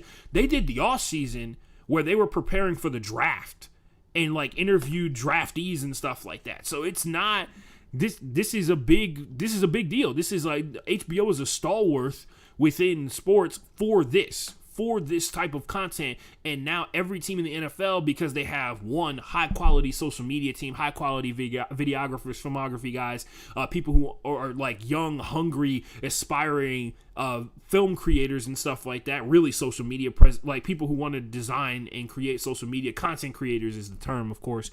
But they have a bunch of those people, and they gave them like an NFL backing in terms of, hey, here's like every camera and every filter and like a ton of money not a ton of money, but like here's money so that you can live and also focus on like making me something amazing for my team. And they go out there and they do it similar to HBO, and they do it with a modern look on it, right? Like with a modern younger person's perspective on it. And NFL Films has a lot of old people that are in there because they've known and they know how they've defined football fans like me, right? Like Steve Sabol, when he passed away, Steve Sabol basically has defined the way that I perceive football, whether I want to admit it or not. He has defined the way that I perceive football to this day. Before he passed away, because he was in charge of pretty much every single thing that I saw about the NFL that was video related. Anyway, so that's what I got for We Talking Money or We Talking Money. It seems like HBO may or may not be in a tough spot in terms of this content creation business, because the last 2 seasons of Hard Knocks have been kind of rough to watch for sure. I didn't watch the Rams one because I was just like, wow, I can't believe the NFL is really going through this kind of stuff. I watched the Cowboys one. It was decent. It wasn't the best season. I still think the best season I've seen in the last couple of years is the Tampa Bay Buccaneers year with Jameis Winston, Mike Evans, Deshaun Jackson, all those guys. And maybe the Browns one, where we all could visibly see Todd Haley wanting to choke. Man, I forgot what his name is. I'm sorry about that. Yeah, wanting to attack the head coach of the Cleveland Browns at the time. That's Marvin Wilson? No. Anyway, we move on to another segment that is back from the grave, ladies and gentlemen. The football season is back, so you know what that means. Pain is back in business, and it is back in a big bad way, as one Kevin Smith would say. This is the segment that I think you haven't seen in almost a year. It's the Big Hurt, where we talk about injuries throughout the course of the NFL. And I know there's a lot of writing on the screen right now. Don't worry. We're going to talk about every single one of it. We're going to try and get through it as quickly as possible so that we can like turn this into a TikTok. So we'll start off at the top here. The Big Hurt segment, where we talk about every major injury within the realm of the NFL right now. The Bears have 3 offensive tackles on the injury report. Larry Bowen, who is actually a rookie for them, and Jason Peters, who is one of the most experienced offensive linemen still active in the NFL, formerly of the Philadelphia Eagles, and also very, very familiar with the injury report. There are big concerns in terms of like being able to play on Sunday, and I don't know if you know this or not, Andy Dalton struggled with the regular offensive line. I'm pretty sure having backups in there, 3 of them potentially, is not great. Not going to be great for his chances. Odell Beckham Jr. got ruled out because of his knee. He is still coming back from his knee recovery. He was ruled out pretty early by Steve Stefanski earlier this week, which means that maybe he's not even close. Who knows? Maybe he also just wanted people to stop asking about him all week. Speaking of the Cleveland Browns, Jack Conklin, Jedrick Willis, and J.C. Tretter were all on the Browns injury report, and all 3 of them are offensive line starters, baby. They play the Houston Texans this upcoming week, so getting all 3 of them back, even getting one of them back, will go a long way in preventing what could be very, very bad for the Cleveland Browns if they have to go out there with only 2 of their 5 starters after just 1 week of playing football. The Cowboys, despite a strong start to the season, took major hits after that Thursday night football game. DeMarcus Lawrence broke his foot. He is currently on IR. He is also the lead pass rusher for the Dallas Cowboys coming into this season, and after just 1 game, looks like he's going to be missing at least 3 weeks with IR. Combined with Michael Gallup, who has an injury that I think it's like a calf injury or something like that. That's put him on IR. Lyle Collins is currently suspended for substance abuse, and Randy Gregory is down and seemingly out indefinitely with COVID. So yeah, there's that. The Broncos have not only lost Jerry Jeudy, who we saw earlier this season, we saw last year have a big step forward and thought could be potentially a deadly wide receiver for this upcoming year, and he still could be. But fact of the matter is, he's got an injury. He's out for a little while here. He's going to be actually put on IR, which, by the way, putting somebody on IR has changed drastically from the time that I've been watching football, because now there's short-term IR instead of just like you get put on IR, you're not coming back to the last 3 weeks of the season. It's like 8 weeks or whatever. But also Ronald Darby, who, if you remember, the Houston Texans traded away to the Broncos for like a 5th-round pick or a 6th-round pick or something like that. Actually traded him away to get access to a 3rd-round pick to the Broncos, and he actually has a knee injury. So in less than a week with the Broncos, he's out for a while. Jeff Okudah for the Detroit Lions, if you're not familiar with him, he was a top draft pick out of Ohio State. He has torn his Achilles. He's out for the entire season, so that's terrible, especially coming off of that heartbreaking loss from the Detroit Lions where they almost pulled a killer comeback. Za'Darius Smith, he is currently on IR. He is the lead pass rusher for the Green Bay Packers. He was the biggest part of why the Green Bay Packers defense was so effective last year, because they had some of the best pressure numbers in the NFL, and him being out, that's gonna hurt. It's just facts. That's just going to hurt, baby. Xavier Rhodes and Darius Leonard, both of the Indianapolis Colts. Darius Leonard has a non-COVID related sickness, which hopefully he gets and recovers. Hopefully he recovers from very quickly in terms of whatever it is, like the flu or something, because it is flu season. Make sure you get your flu shots, folks. Xavier Rhodes, who is a veteran cornerback in the NFL and actually led the league in he was second in the league in interceptions last year behind Xavier Howard, I believe. But yeah, Xavier Rhodes, formerly of the Minnesota Vikings, now the Indianapolis Colts, one of the best cover corners in the NFL, especially out of zone, is where he's highly effective, because that's what the Colts run a ton of. But yeah, he did a great job last season, and he looks like he's going to be out for a while as well. This actually came through a little bit earlier today before we went live on the show. Josh Jacobs, who is the starting running back for the the Las Vegas Raiders. He actually, if you remember from Monday Night Football, had a turf toe injury. His foot was taped up, and his ankle was heavily taped up as well. He played a lot better in the second half. I speculate because that's when the Toradol shot kicked in, or when he got the Toradol shot in in the locker room. He got the Toradol shot, but he's actually been he's actually out for this upcoming Sunday. So if you got Josh Jacobs, pull him out of your starting lineup. He's out. It's official. Gerald McCoy, and truly one of the saddest stories. Actually, these last couple, a lot of sadness involved with these. If you know Gerald McCoy, he's a jovial, large man. His biggest asset is his ability to get off the ball. Like when the ball gets snapped, his get off is like one of the best in the game, or it was one of the best in the game. Not only being in sync with the offensive line, but it gave him a huge advantage in terms of pass rushing. He's a defensive tackle. He played for the Las Vegas Raiders, or he is playing for the Las Vegas Raiders. He tore his ACL. He has played 2 games in the last 2 years. He was on IR all of last season for the Cowboys. He is now going to be on IR for all of this season for the Raiders. So that's very sad, because he seems like such a happy person, and you hate to see bad things like that happen consistently to somebody who's so positive. But the 49ers, Raheem Mostert, tell me if you've heard this one before. Raheem Mostert is on IR because of a knee injury. Dre Greenlaw, who, if you remember, had that pick 6 versus the Detroit Lions earlier in week 1. It actually seemed like the back-breaking play of that game. But Dre Greenlaw not only got that pick 6, he also apparently picked up a core muscle injury. He's getting surgery for that, which, by the way, is core muscle injury just code for hernia now, sports hernia, where like your intestines are like coming through your abdominal wall type thing? Anyway, hit me up on Twitter at FB_playbook. Let me know. Is that the new code for sports hernia? The Saints starting center Eric McCoy is doubtful to play this week. Not great for Jameis Winston. Marcus Lattimore, who's the number one corner for the New Orleans Saints, actually just signed a huge extension like last week, I believe it was. He is week to week. The Ravens have lost another cornerback in his Chris Westry. A lot of you guys aren't familiar with him. He didn't play like a ton or anything like that, but he tore his meniscus. And I'm going to tell you this right now, with all the injuries, like Ronnie Stanley is probably not playing this week. He is not playing this week. They say he's going to miss a couple of weeks this season. Ronnie Stanley, left tackle, who, if you remember last season, had his entire ankle caved in when a defensive lineman fell on it. So not a great start to the season for the Ravens. Everybody's down. They've also found out that Derek Wolfe is not going to be playing this week either. So that's going to be great. You know, it's fine. It's fine. The Ravens are that dog in the burning room meme where everything is fine. That's literally what they are right now. On a very strong injury note, 3 of the 4 strong safeties for the Jets are on IR.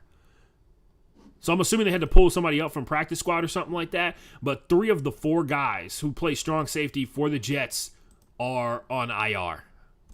Fun for them, I'm sure. So, hey, not my problems. Anyway, I put anything else on here that wasn't on my sheet?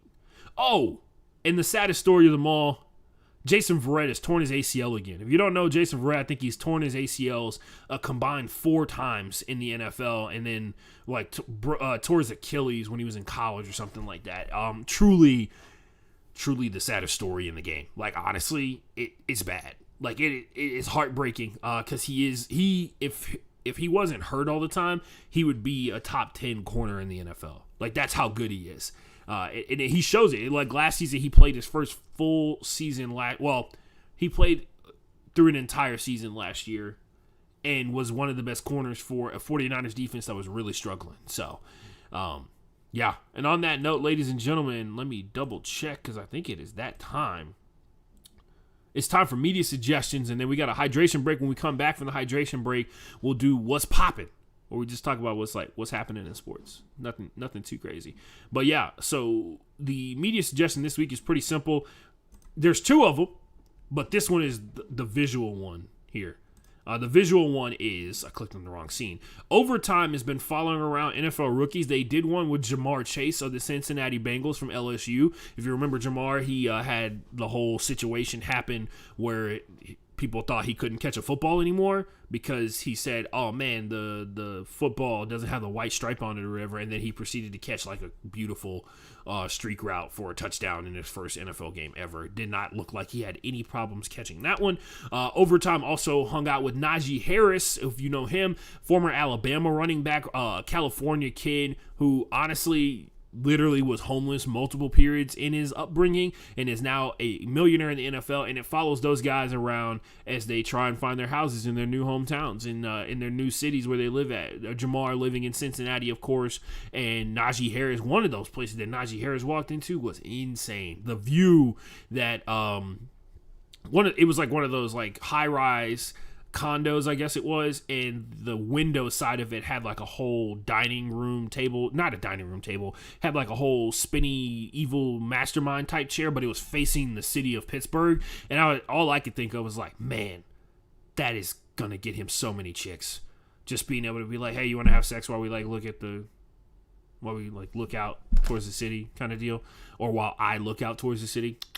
Anyway, yeah, go check those out. That's our overtime. Also, I got one more for you. This one, actually, you're going to have to do a little work. You're going to have to put a little effort into this one, but it's worth it.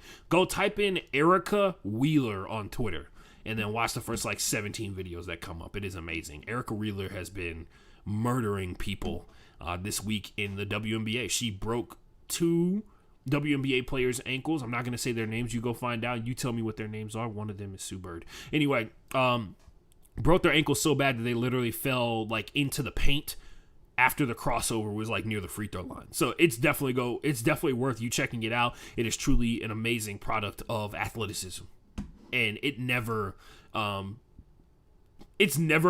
fun. It's never not fun to watch people get crossed up, even if it's you. I get crossed up all the time because I'm slow. I will say, if you're a big guy, you know how this goes.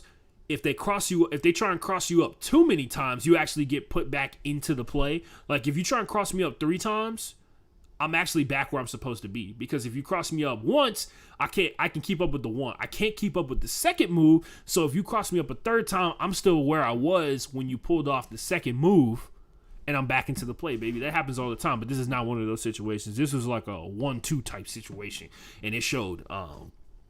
Anyway, we go to a hydration break, another hydration break. So whatever you're drinking, if it's in, your cup of tequila, if it's in your cup of water, you do you. I'm not here to judge. As a matter of fact, I'm here to support. I'm not a player hater. Anyway, we'll be back in 3 minutes and 8 seconds. This is Humble Beliefs by Christina Gukas. We'll be right back here on the Broke Boy Sports Podcast.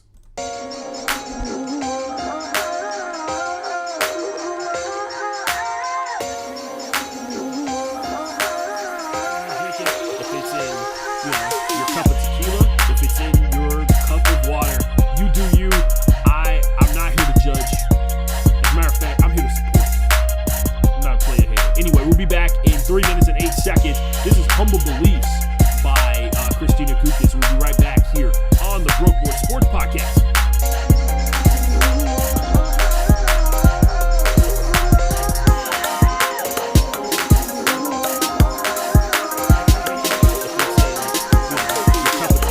If it's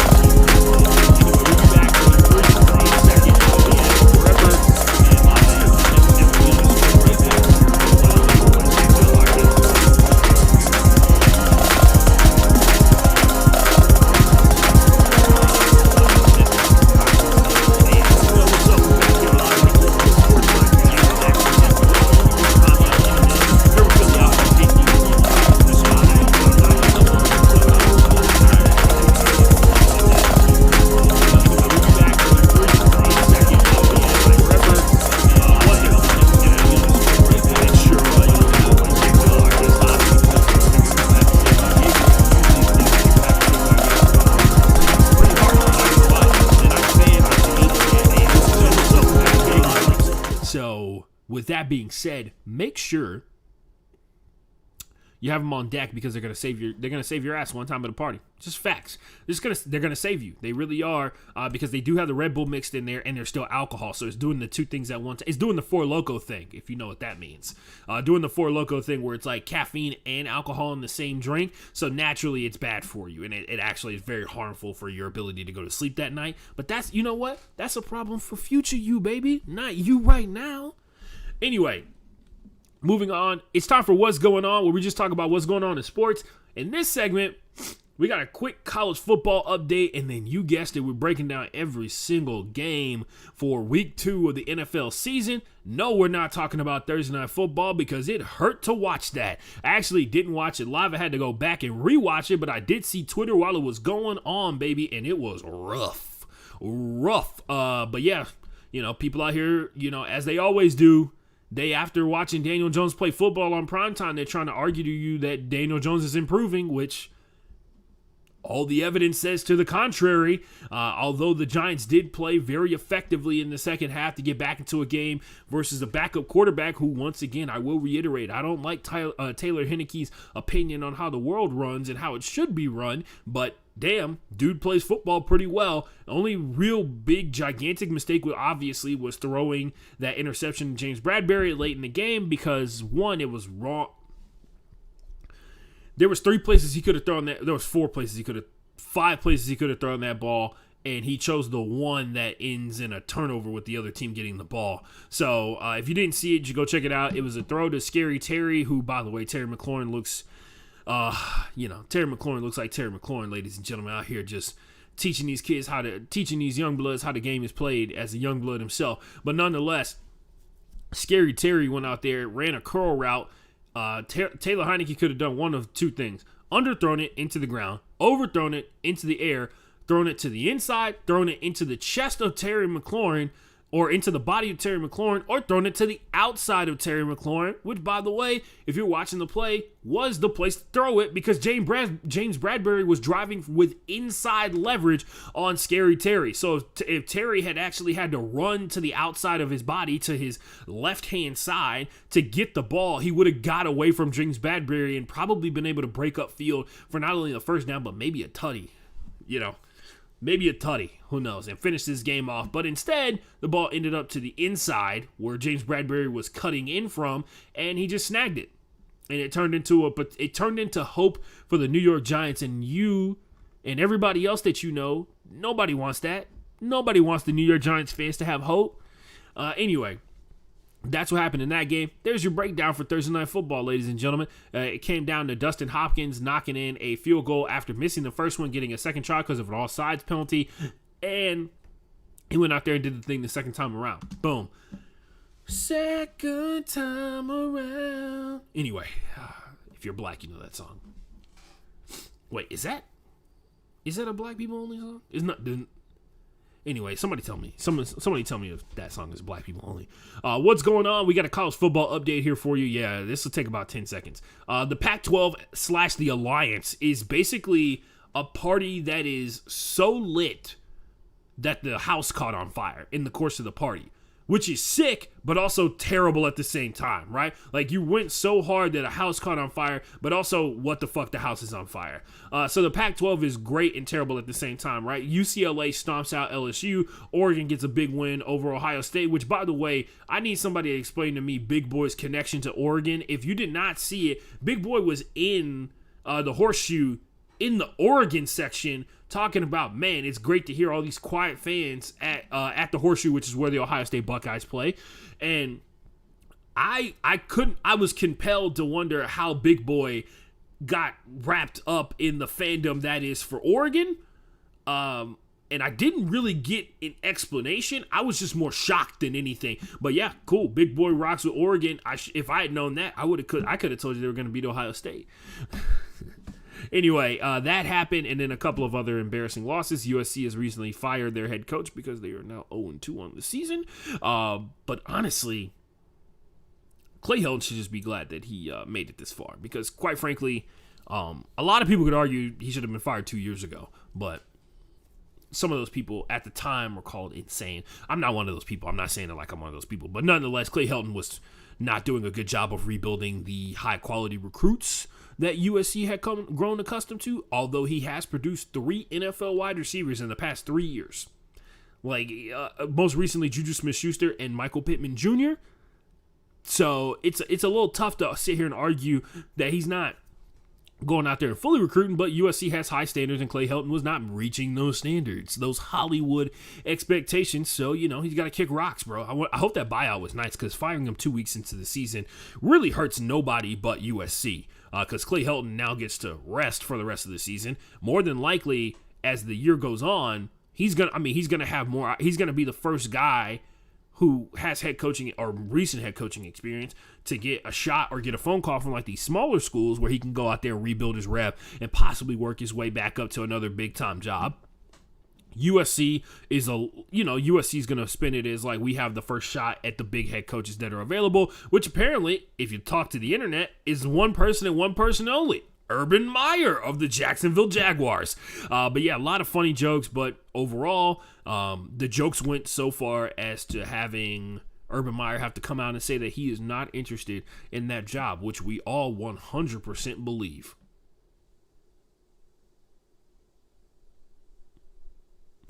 Anyway, the Pac-12 is kind of lighting it up for this college football season, and a lot of people wrote articles about like, wow, like basically the last couple of years, the Pac-12 has just been completely out of the playoff conversation into week 2 because all their major teams have taken losses, or they've like had close wins against bad teams kind of stuff, or non-competitive playoff teams kind of deal going on. So that was pretty cool. Colorado gave Texas A&M a run for their money, representing the Pac-12 / the Alliance out there. So college football season, paying attention to it. If you're one of those people who hates blowouts, don't worry, the blowouts are still there, but some of the games at the top, they're a little bit more entertaining. They're getting a little entertaining this season. So we'll see, especially since Ohio State is on a path to have to win out and still has to play Michigan. You never know what can happen in that game. Some people know what's going to happen in that game. Maybe I know what's going to happen in that game. Maybe you know what's going to happen in that game. Anyway, that's all I had to say about college football. Oh, also Alabama is still better than everybody else. Clemson, not so much. Did I tell you guys about how my feelings got hurt last week? I'll tell you. I had a moment, and I'm 29 years old. If you've been watching the show, you showed up for my Twitch birthday stream. By the way, shout out to everybody who did that, or have followed me on my social media accounts at TheAshtonForever and FB_Playbook. You know that I turned 29 this year. So that means, once again, I am old. I am an ancient. I'm waiting for the moment that I blow away into dust as a strong gust comes past my body one day. But I will point this out.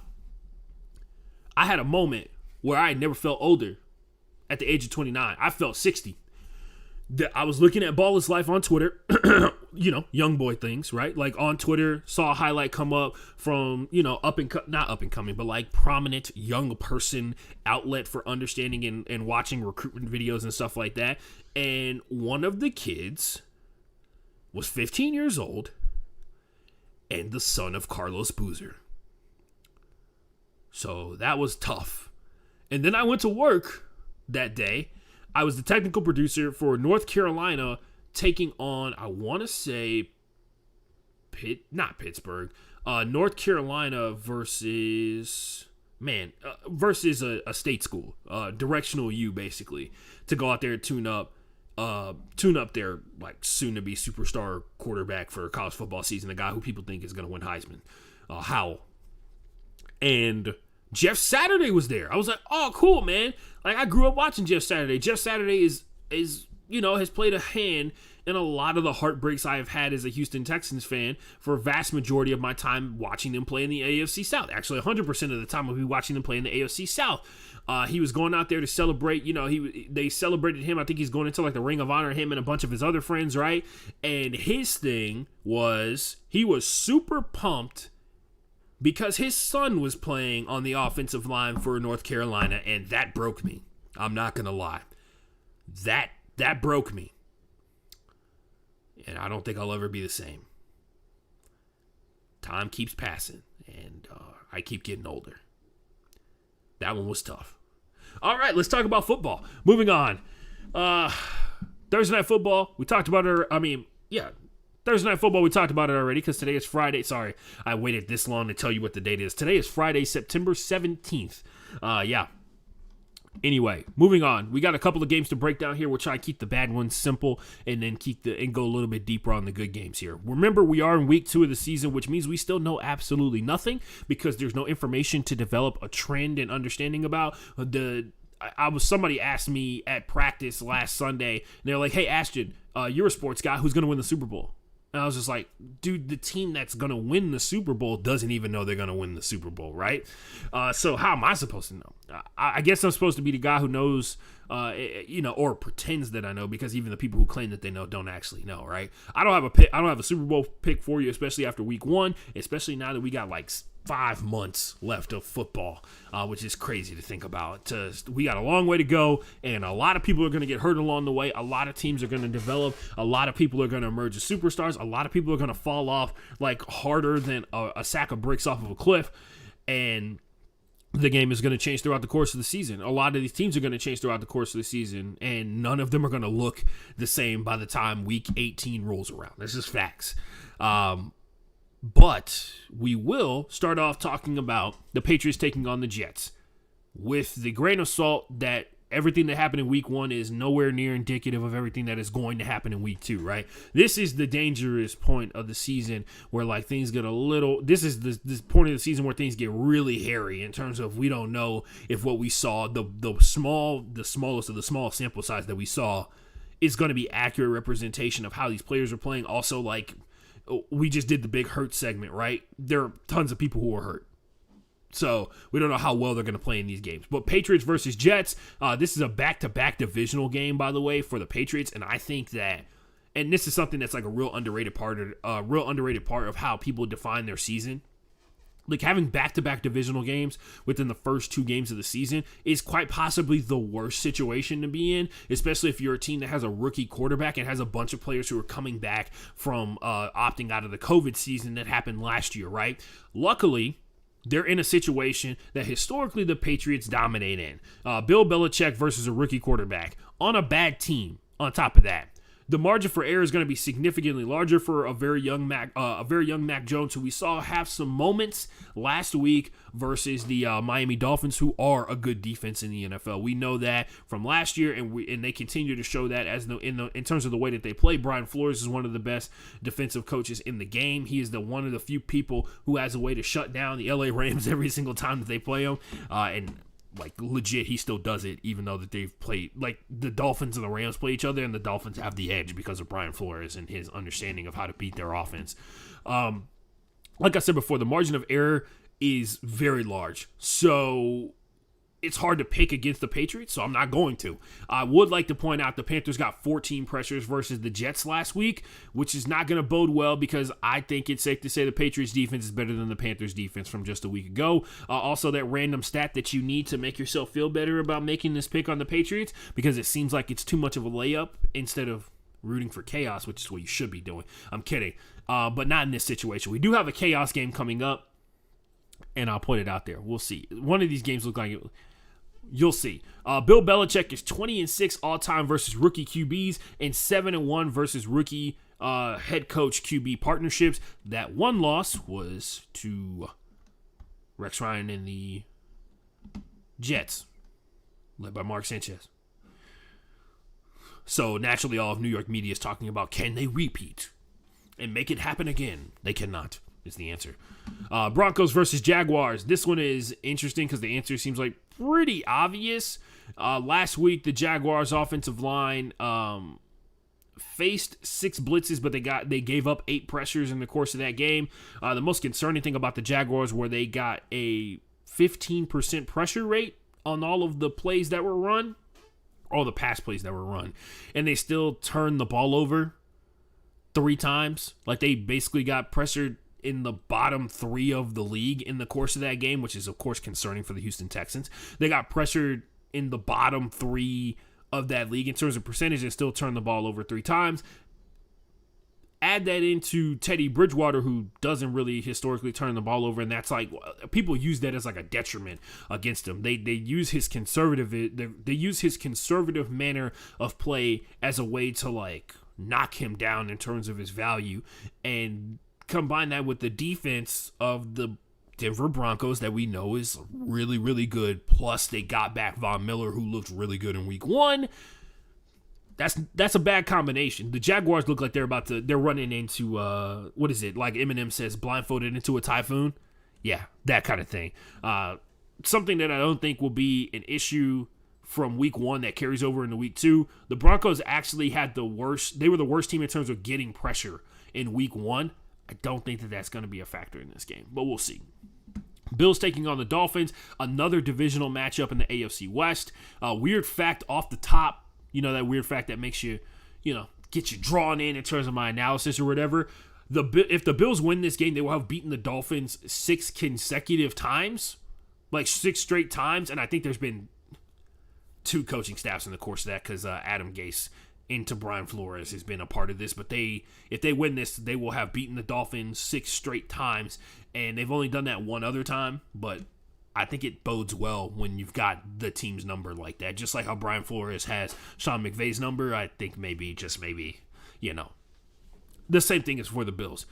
This should be a big drop-off in the pressure that Josh Allen faced versus the Pittsburgh Steelers. Once again, it's pretty obvious that the Pittsburgh Steelers have possibly the best defense in the NFL. They had the highest... I'll mention that later. But yeah, it's pretty obvious that the Pittsburgh Steelers have one of the best defenses in the NFL yet again, and the way that their defense is so effective is through pressure and their ability to disrupt not only simple passes, but on top of that, make quarterbacks like pocket clocks speed up and make them feel like they have less time in the pocket, which objectively they do have less time in the pocket to find places to throw the ball.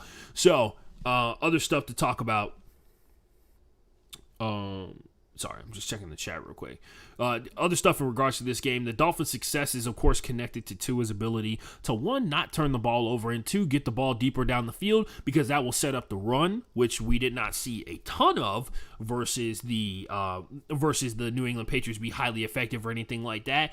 Turnovers seem to be like the only path that I can really see for the Miami Dolphins in terms of a path to victory. They have to, of course, win the turnover battle like they did versus the New England Patriots, because this whole counting on Tua to make great passes, and they just also found out that Will Fuller V is not going to be available for him, so they're going to be keying in, of course, on Devontae Parker, who is the number 1 receiver and really the guy who was the really only effective guy other than Jalen Waddle in week 1 of the season. Sorry, guys, the allergies are killing me. That's what's happening with my nose. Nonetheless, the turnovers seem like the only way that that's going to happen for them. I don't have enough faith in them to believe that they're going to go out here and generate turnovers versus Josh Allen to the point where it gives them a chance to win the game.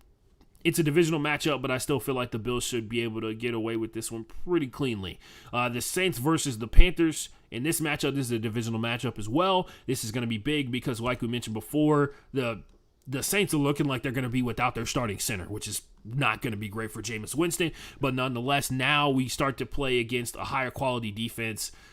This is going to be a great test for the Panthers defense, because now, guys, let's be for real. That offense that the Panthers ran in week 1 was great to beat the Jets, but it's not gonna have enough pace to keep up with what the Saints are doing on a regular basis. The number of times they had drives die on 2nd and 3rd down and stuff like that, they're not going to have, the margin for error is going to be razor slim for the type of team that the Panthers are. So you have to imagine they're going to try and run the ball significantly, use, of course, Christian McCaffrey to try and kill the clock a ton. But the Saints defense, once again, the Saints look like a Super Bowl contender based off of what happened last week because they don't have Michael Thomas. But when they get him back, objectively, they should be significantly better.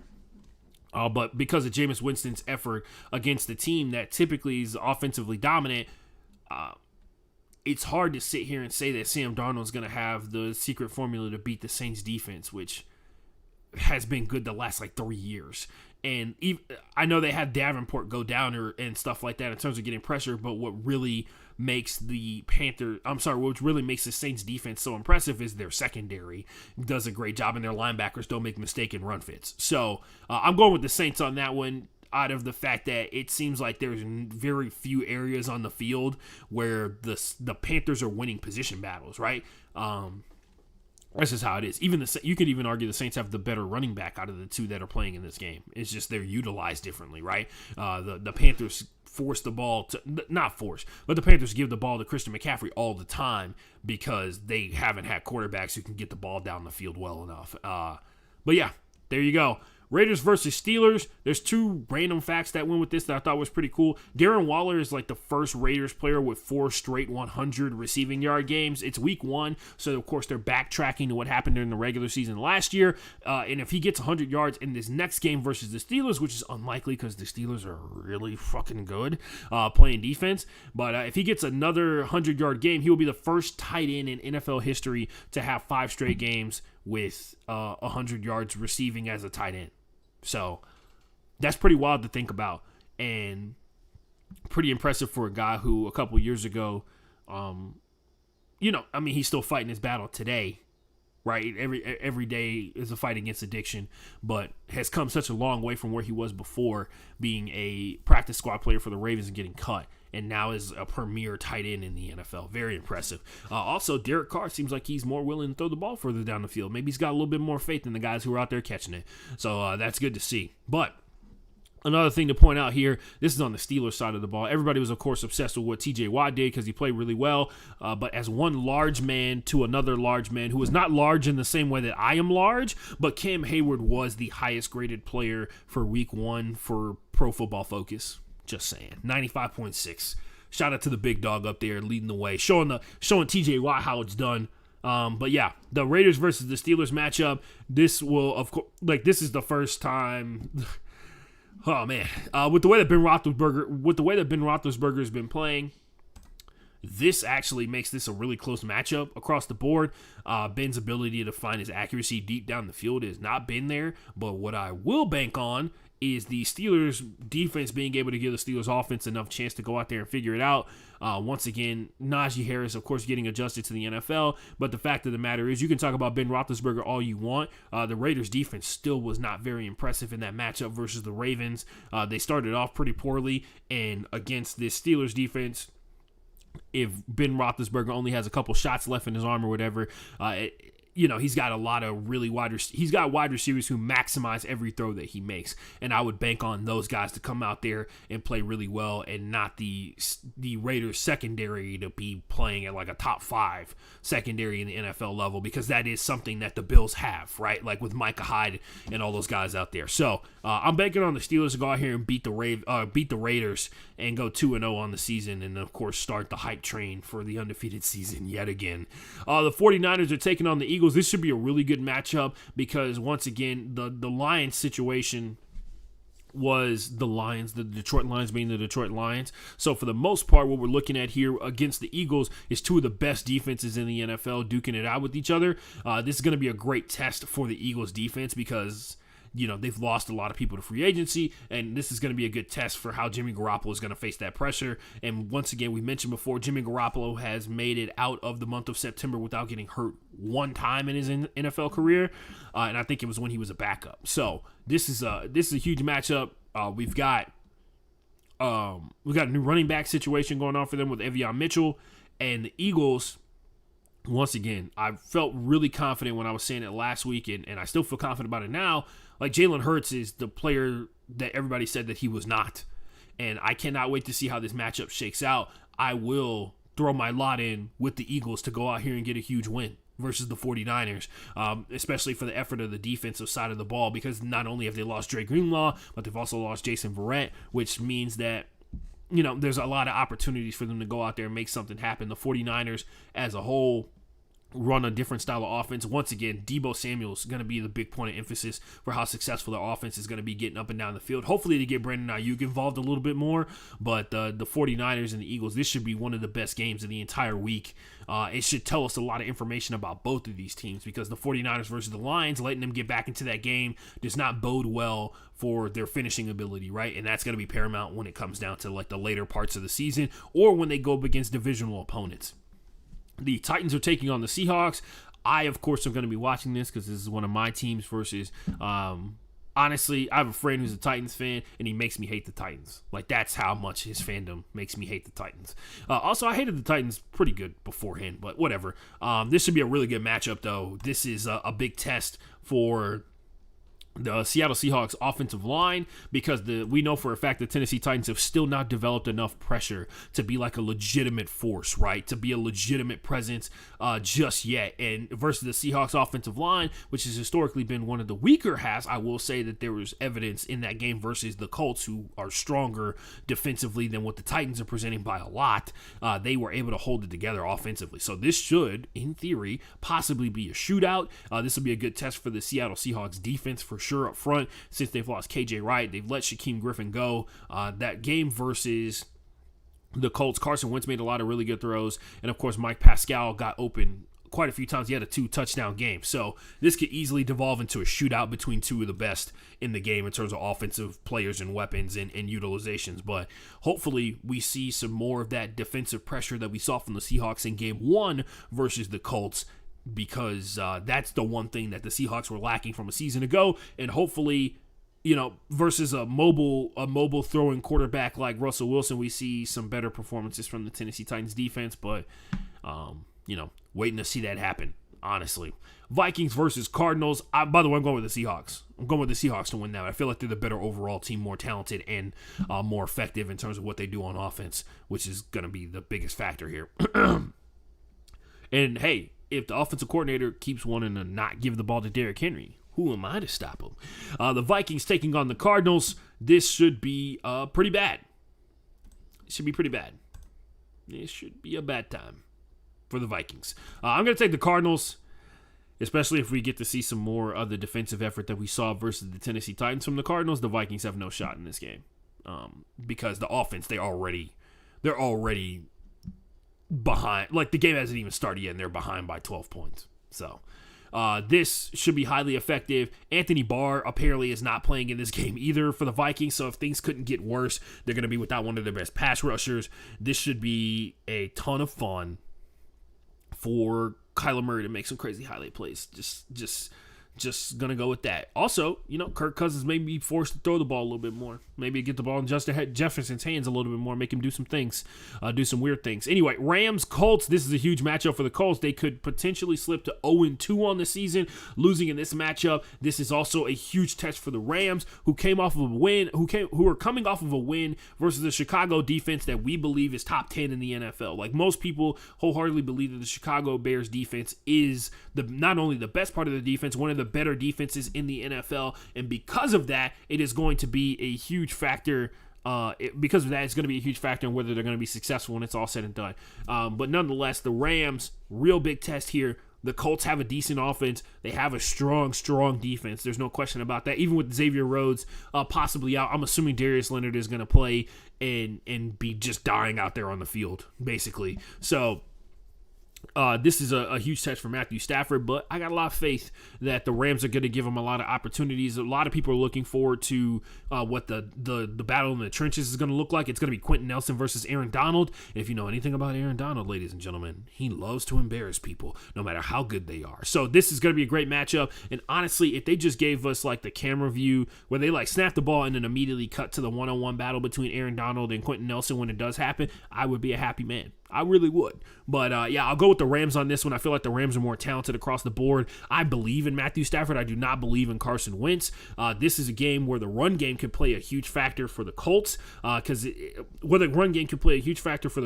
takes pressure off Carson Wentz. And Carson Wentz was under pressure versus the Seattle Seahawks, who, once again, we don't have, like, real concerted evidence that the pressure that they were generating was, like, high-level pressure, right? We don't know that that was, like, quality pressure from a team that's good at getting up the field and getting to the quarterback, or is it a product of the offensive line woes of the Colts plus some, like, their defensive linemen in the NFL guys? They're good, right? And until we see differently, we have to imagine that Carson Wentz is going to be he's going to be in big trouble in this game, vast majority of it, and the Rams will come out here being victorious because Carson Wentz is going to be under pressure vast majority of this game. Texans versus Browns. I'm going to lean on this one. Even though the Browns have like a ton of injuries or whatever, I'm going to lean with the Browns on this because I honestly, guys, I can't emphasize how impressed I was with what they did in week 1. Like, I thought I did a pretty good job of talking about how if that was any other team in any other uniform that did that to the Chiefs, you'd be talking about how they were a Super Bowl contender. If that was the Rams that did that to the Chiefs, you'd be talking about how they were a Super Bowl contender. And the Browns are looking like they could be in that conversation, man. They're looking like a Super Bowl contender, and this is a game versus a team that they are objectively more talented than in this game. This is a team that they can generate pressure on because the Texans really they gave up a ton of pressure in the course of that game versus the Jacksonville Jaguars, who, besides having Myles Jack, don't really have like a ton of people that we can sit here and rely on and say that, not Myles Jack. Why did I say Myles? Yeah. Anyway, they gave up a ton of pressure versus the Jacksonville Jaguars defensive line up front. But this should be a great opportunity for the Browns to go out here and power through this one. Remember, this game came down to Nick Chubb running I think it was like a 74-yard touchdown last season. So this is a rematch. We'll see what happens. By the way, Dave Culley, social media-wise, I know he's not doing it on purpose, but the Houston media seems to really like Dave Culley, and I'm just thankful that media-wise, people are not being nasty and vicious towards Dave Culley for something that somebody else who's never in front of the camera or never talks to anyone is in charge of. Like we were talking about, like Jack Easter, we were talking about the Cal McNairs. Everybody seems to, from what I've seen so far, people like Dave Culley. I saw a photo of him when he was in college, and I'm gonna tell you this right now. Some of y'all might be related to Dave Culley and don't even know it. Based off of what I saw, dude was maxing with the fro, like the full-on fro with the lamb chops and everything like that. He was on the quad. There's no question about it whatsoever. Dave Culley was out there hollering at ladies, hollering at the ladies in between practices for sure, because he played college football. But nonetheless, I'm just glad that we're able to, because I saw a lot of Texans fans commenting on videos where Dave Culley's like, after the game was over with the Jacksonville Jaguars, there was another video that came out earlier today where it's just like Dave talking about. I'm sorry, my bad. It's Coach Culley talking about what he believes that the team is capable of doing. And for, they started out the season 1-0, and this game versus the Browns, they're going to go out here and try and compete, and we'll see what happens because this is one of those situations very similar to what I mentioned with the Dolphins and the Bills. The way that they're going to win this one is not turning the ball over and generating turnovers, right? Getting more opportunities than the Browns, taking opportunities away from the Browns and giving them to themselves and possibly turning those into points. I can't wait to see how they react to like a legit, like that's a massive dearth of talent from week to week, right? You went from playing the Jacksonville Jaguars with a rookie quarterback, no matter how good that rookie claims to be, right? Like I know he's not claiming that he is like amazing or anything like that, but like, we've been waiting on Trevor Lawrence to get into the NFL for basically since the first day that he showed up at Clemson to see what he's capable of doing at the highest level of football. And week 1 was rough, as it should be, because it is the highest level of football. But nonetheless, the Browns, Baker Mayfield is a veteran quarterback at this point. Jarvis Landry was looking pretty good. I'm wondering how well they're going to come out here and be prepared, because last season we saw a lot of times where more talented teams were able to just they were able to make huge plays when they wanted to, not because the Texans either weren't disciplined enough for their run fits or whatever, and it became a whole, man. I honestly, I don't even know how to describe it. There were a lot of times where the Texans would play great the first two downs of a play, and then the third down, it would be like clockwork. They can't finish off a third down play and get off the field, and then before you know it, they've faced third down 4 times in a single drive, and then you're in the end zone, and then it spirals out of control. They wasted a bunch of energy on a drive that ended up being a touchdown for the opponent. So hopefully we don't see a lot of that in this game, and hopefully we get to keep continuing to see Baker Mayfield improve. So that'll be pretty cool. Falcons versus Buccaneers in this one. Yeah, I'm going to take the Buccaneers. I'm not going to waste my time explaining that. Bengals versus Bears. The Bengals versus the Bears.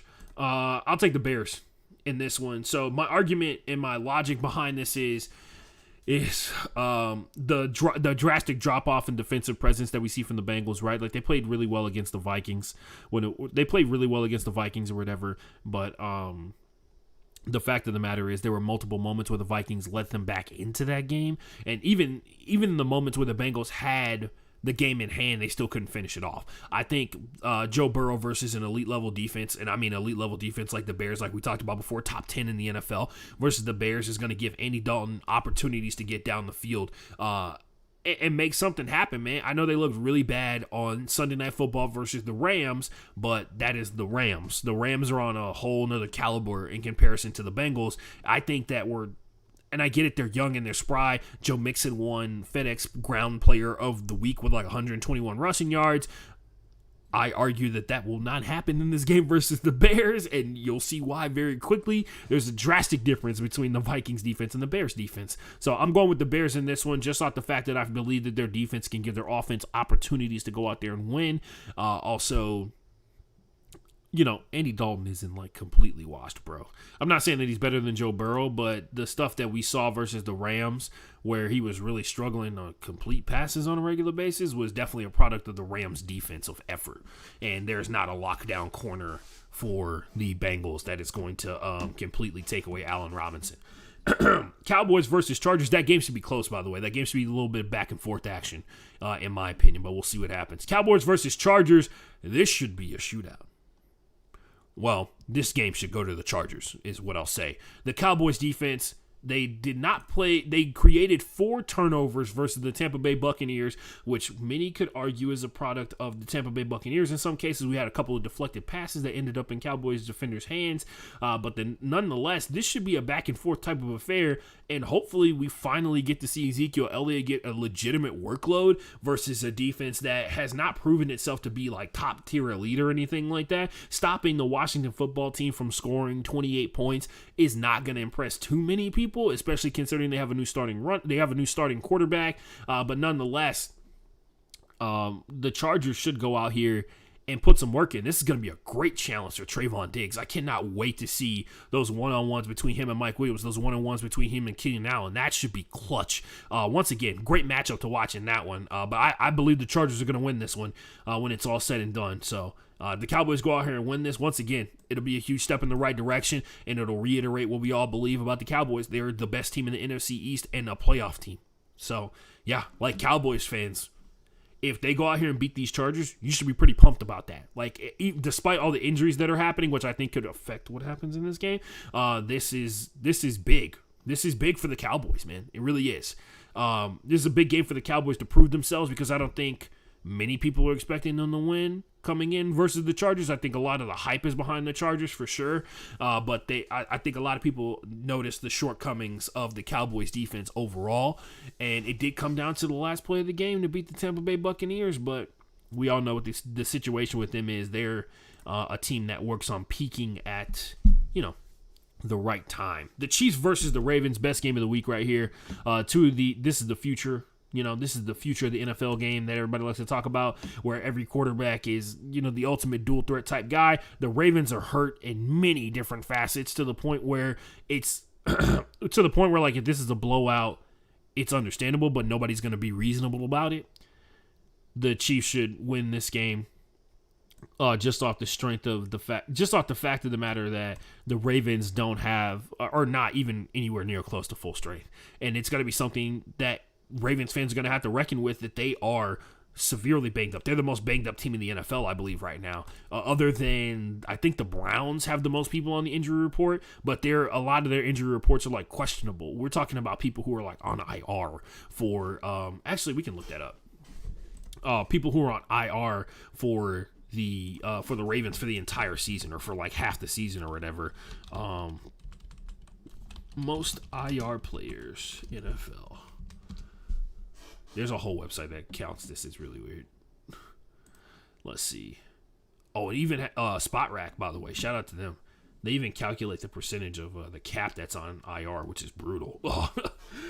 Yeah, the Ravens are in second place. They have 14, behind the Cowboys with 15. And if you listen to the Big Hurt segment, that makes sense. So, yeah, they've got 14 current players on IR. They have 17 total, because there are some players who entered the season on injured reserve, which is a thing that happens, and it sucks. But yeah, the Ravens are second in the NFL in terms of players on IR with 14, baby.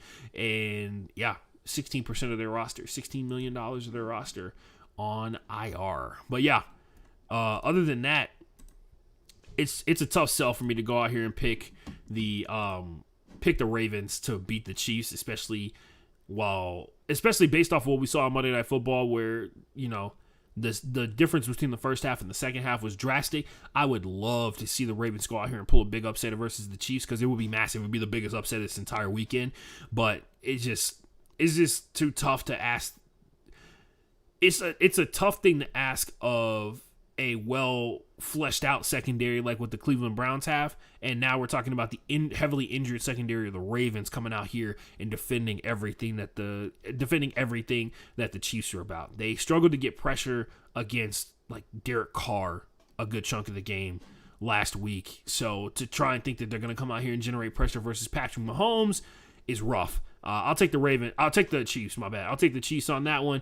And ladies and gentlemen, somehow, some way, we got that done in a reasonable amount of time. If you have some discrepancy, you got some kind of beef that you need to have and flesh it out, hit me up on my social media accounts at FB_playbook on Twitter, at TheAshtonJ on Twitter. That's my personal account. You can hit me up there too. My Instagram account is TheAshtonForever. My TikTok is also The Ashton Forever, and also subscribe to us on YouTube, and you too can watch us when we go live. Watch me when I go live on YouTube. Now I'm going to simulcast again. By the way, shout out to the internet, ladies and gentlemen. We making sure I got this right. We skipped one frame this entire show. We have 42 the last show. Worked on a new setting, tuned it up a little bit, coached it up, coached Streamlabs up, OBS up, or whatever. But nonetheless, ladies and gentlemen, big wins this week. We simulcast on Twitch and on YouTube. We skipped one single frame for this entire show. We broke down all of week 2 of the NFL season. We talked about all the great things. Well, we talked about all the great things that happened in sports, and we actually had a week that was so good that I didn't have something that was actually worthy of the title worst of the worst for the week. Shout out to everybody doing their thing. Keep up the positive vibes. We did the Big Hurt segment, which sucked a lot because there was a lot of really good players that are going down for a little while there. But nonetheless, shout out to everybody. Make sure you listen to the podcast on Spotify, iHeartRadio, Apple Podcasts, Google Podcasts, Podchaser, Deezer, that specific podcasting platform for people in India. Shout out to my India listeners. Shout out to them. Literally, I think there's like one guy who listens to this podcast in India, so shout out to him. Check me out on Twitch. Subscribe on YouTube. Like and subscribe on YouTube, guys. And that's all we got. I'm out of here. And as you know, ladies and gentlemen, I'll say it one more time, but I'll say it, make sure you heard me clearly. Wash your hands, wash your ass. If you have access to a whole shower or a bathtub or something like that, please use it. Wash your body. Keep yourself clean so you can stay away from the germs. Other than that, I'm out. Go home, Roger.